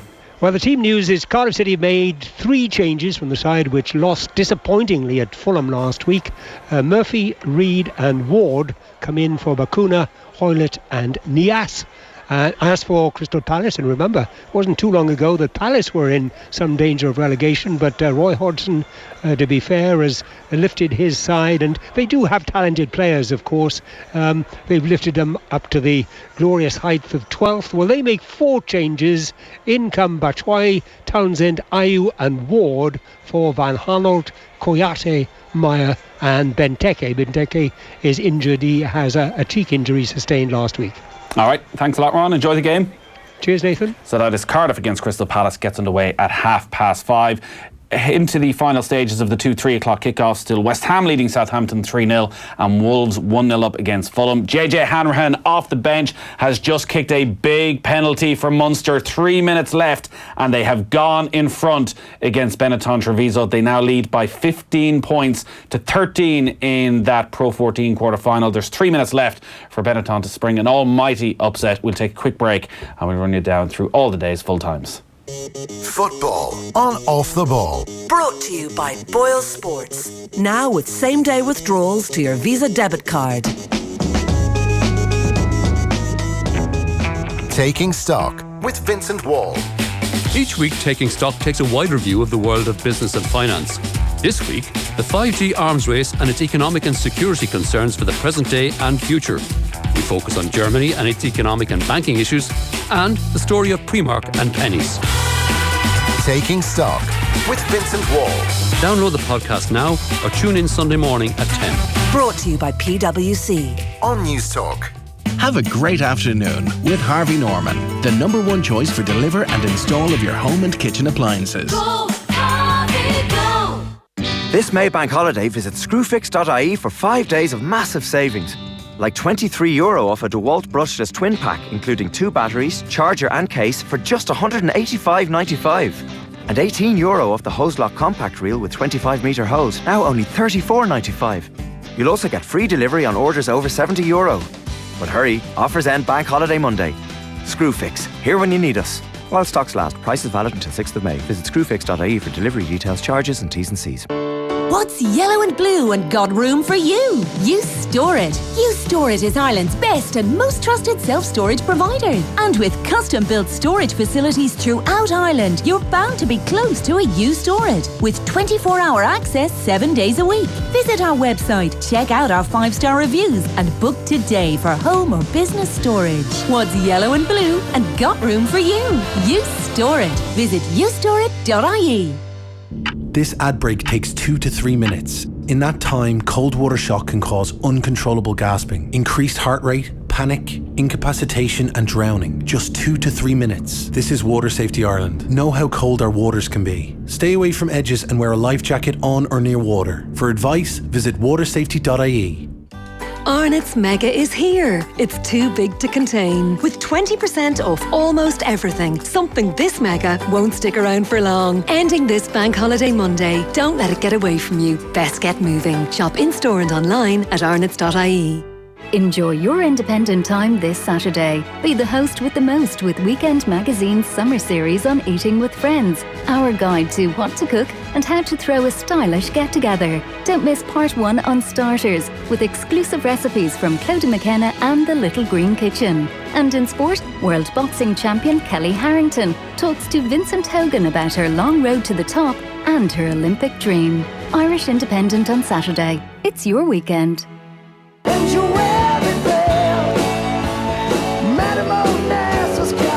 Rod Stewart. Live at Parky Queeve. Saturday, May 25th. Extra tickets from €79 are on sale now. Maybe subject to fees.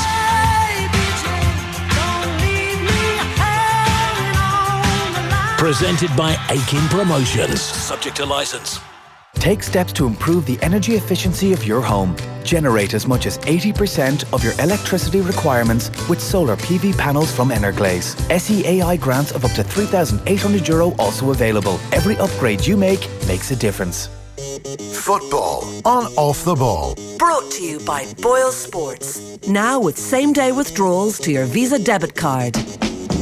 Oh, it's been another exciting Saturday here on Off the Ball, discussing all the big stories. Jared Crossan has got in touch.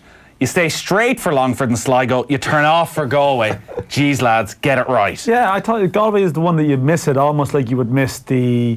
See, I always go the Galway route. That's because you're going that way. So well, that's what I think. So I sort of think, I am. Just take your own personal experience out of this then, and put yourself in the mind of the normal driver. Well, I should try and put myself in the mind of David, who never leaves Dublin and could easily get confused in such scenarios. Oh yeah. Can you use our leap card outside, or?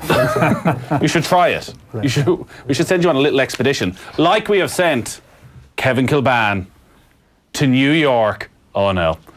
Parental advisory. If you're in a car and you've got children, maybe rejoin us in 10 minutes. Well, that, my friends, is a sight for sore eyes. Nice haircut, Nate. Nice haircut. It's midday in New York. It's 5 o'clock here in Ireland, but in Kevin Kilban's mind, it's always 3 a.m. Oh, God, yeah. Have housekeeping been in yet today, Kev, or are you just telling them to turn away if they knock on the door? I actually had a knock about literally 10 minutes ago, Dan. Yeah. Honest to God, they came and knocked. I said, just give me half an hour. It's one of those days. Yeah, it's one of those days. How are you? All's good. I'm surviving. You're surviving? Yeah, just about. Yeah, barely. So this is day 3, is it? Yeah, I'm into day 3 now. Yeah. Oh God, survival's the optimum word here. Honest to God. How many Mayo people have you met? Oh God, honestly, it's absolute madness. I was going to swear then, but it's absolute madness here. I swear to God, it is. What have you been up to? I've done a few sites. I've done a bit of walking, lots of talking, a few bars along the way. So it's all good. It's all good. Few photographs, few autographs. One or two, yeah. We did see a picture. Dan mentioned the pub he recommended where they serve the best Guinness in New York, and I saw a picture of you and was it the owner outside, which lends me to believe that you were using your stardom for freebies yet again.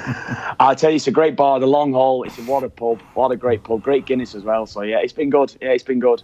God, he's very quiet, isn't he? These are very short answers. Well, I mean, he's probably wondering why he's on, Nathan. Well, he volunteered. He wanted to come and preview the match. What are you expecting tomorrow on the pitch?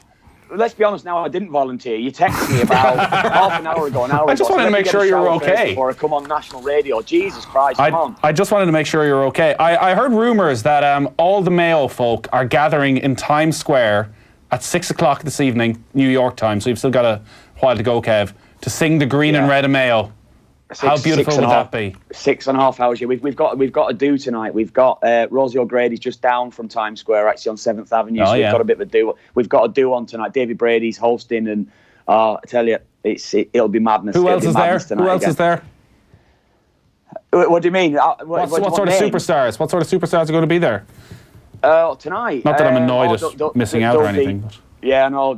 Literally every person from Mayo is here, apart from your good self, Nathan. That's what it is. So you name them, and they'll be here. That's what it is tonight. Yeah. Has anyone asked for Nathan, or? Do you know what? There is actually a couple of people that have mentioned his name, but some people have said to me, that fella from Ballina. I went, no, Ballyhorn. Oh yeah, Murphy from Ballyhorn. So they overlook him quite quickly. Yeah. Wow, that's harsh, isn't it? I think are you going to the game?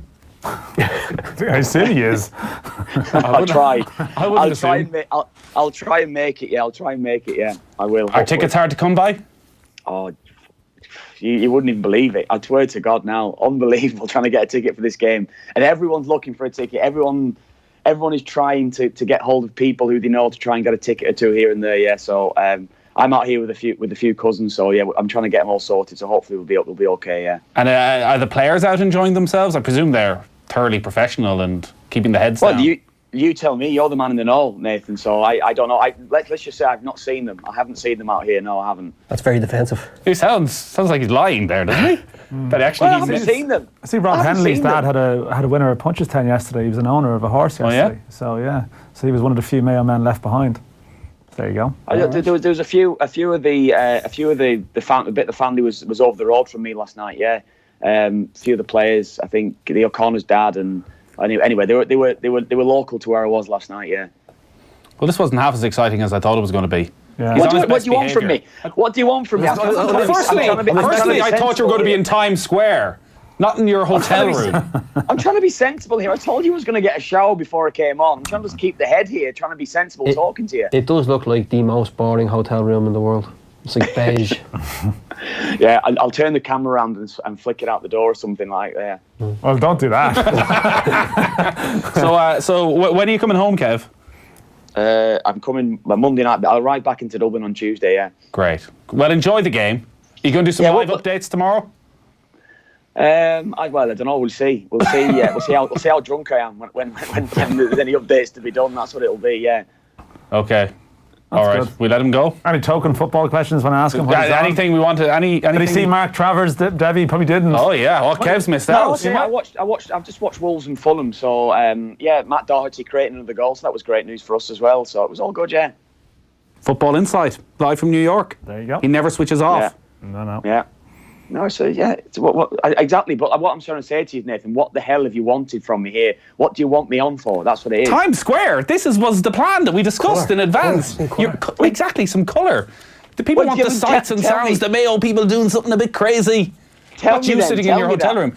Go out now and come back before 6 o'clock, live from Times Square with some excitable Mayo fans. Jeez, you're a bollocks. No, you can't say that. You can't say that. Get him off the line. Get him off the line. Thankfully, I gave the parental advisory. I was only joking about the parental advisory in advance. Good luck. Enjoy the game. Go on. See you later. And the night. Bloody hell. Apologies. I don't even think... Is that worthy of an apology? No. We don't need to get into what is and what isn't, I guess, in terms of language. Munster won 15-13. They beat Benetton Treviso. They were 13-6 down. JJ Hanrahan came off the bench, kicked 3 late penalties. Benetton missed a very late drop goal, very kickable late drop goal, sliced off the right boot, and Munster get away with it. And they will now play Leinster in an all-Irish Pro 14 semi-final in a couple of weeks' time. But Munster certainly have got out of jail in front of a pretty sparse crowd as well, you'd have to say, at Thomond Park. I remember falling asleep on the subway going to Gaelic Park in New York. I went on a holiday for a week and ended up staying for 6 weeks when...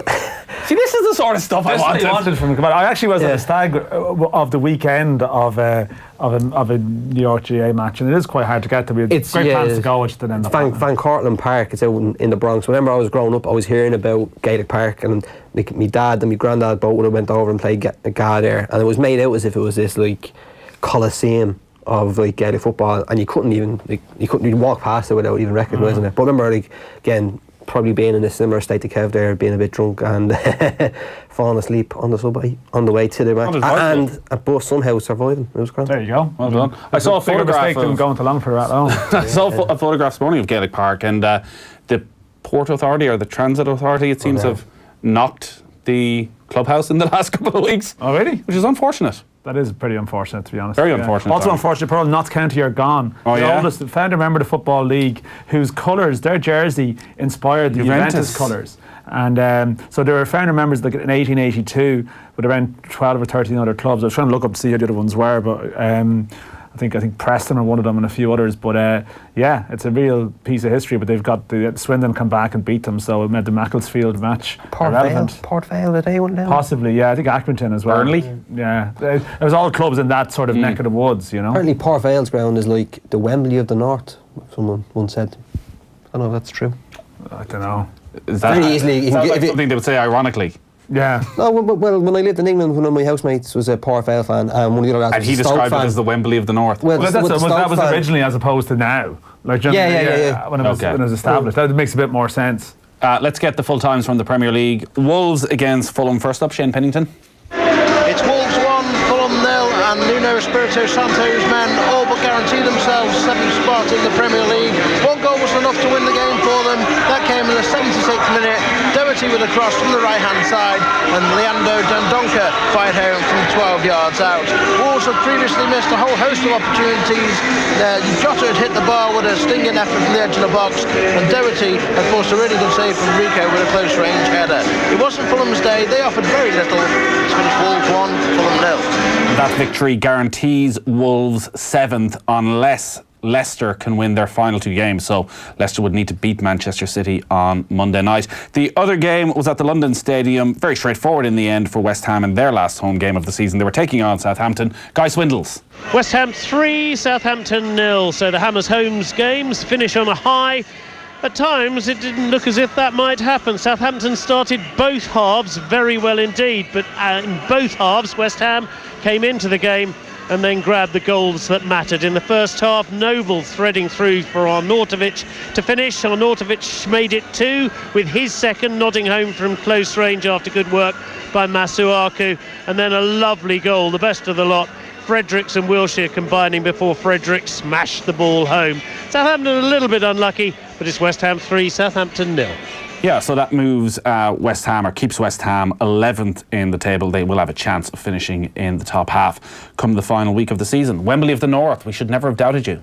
Yeah, no, just had a quick Google. If you put it in, literally the first thing that comes up. Yeah, apparently it was planned as an 80,000 seater and 1,000 car parking spaces, but never materialised. Well, there's a story in that. We've learned a lot today. Yeah. We have. Apart from the Kilban segment where we learned absolutely nothing. Well, I massively regret doing that now. Not forward for the awards, won't you? That 3 or 4 minutes. Generally, Kilban delivers. Yeah. You know, I thought it was set up. He's in New York. Like, who goes to New York and then says, I'll sit in my hotel room where there's nothing interesting? He's no interesting stories, refuses to tell us anything. Yeah, just generalities. Just alluding to things that may or may not have happened. Yeah. So I apologise to the listeners for that. That was poor. The rest of it, though, was just outstanding radio. David, you contributed massively. You'll be back. It's been a privilege. Dan, thank you as always. All right. We'll talk to you next week. No Premier League next Saturday, but we'll somehow get through it nonetheless. We'll find a way. Champions Cup final, live and off the ball next Saturday evening. Leinster against Saracens. We'll have that live from St James's Park. So we'll run you down through the full times in the Premier League. We'll bring you some of the managers, and we will also hear from Dennis Taylor. Our own Shane Hannon, not here this week, is over at the Crucible at the World Snooker Championship, and he sat down with Dennis Taylor. We'll bring you that in the next hour. Join the conversation on Facebook and Twitter. You want an exciting, dynamic career, but you also want a qualification. With the Insurance Practitioner Apprenticeship, you can have both. Ireland's first degree-level apprenticeship, it offers full-time paid employment while studying online for an honours degree. And if you're an insurance employee,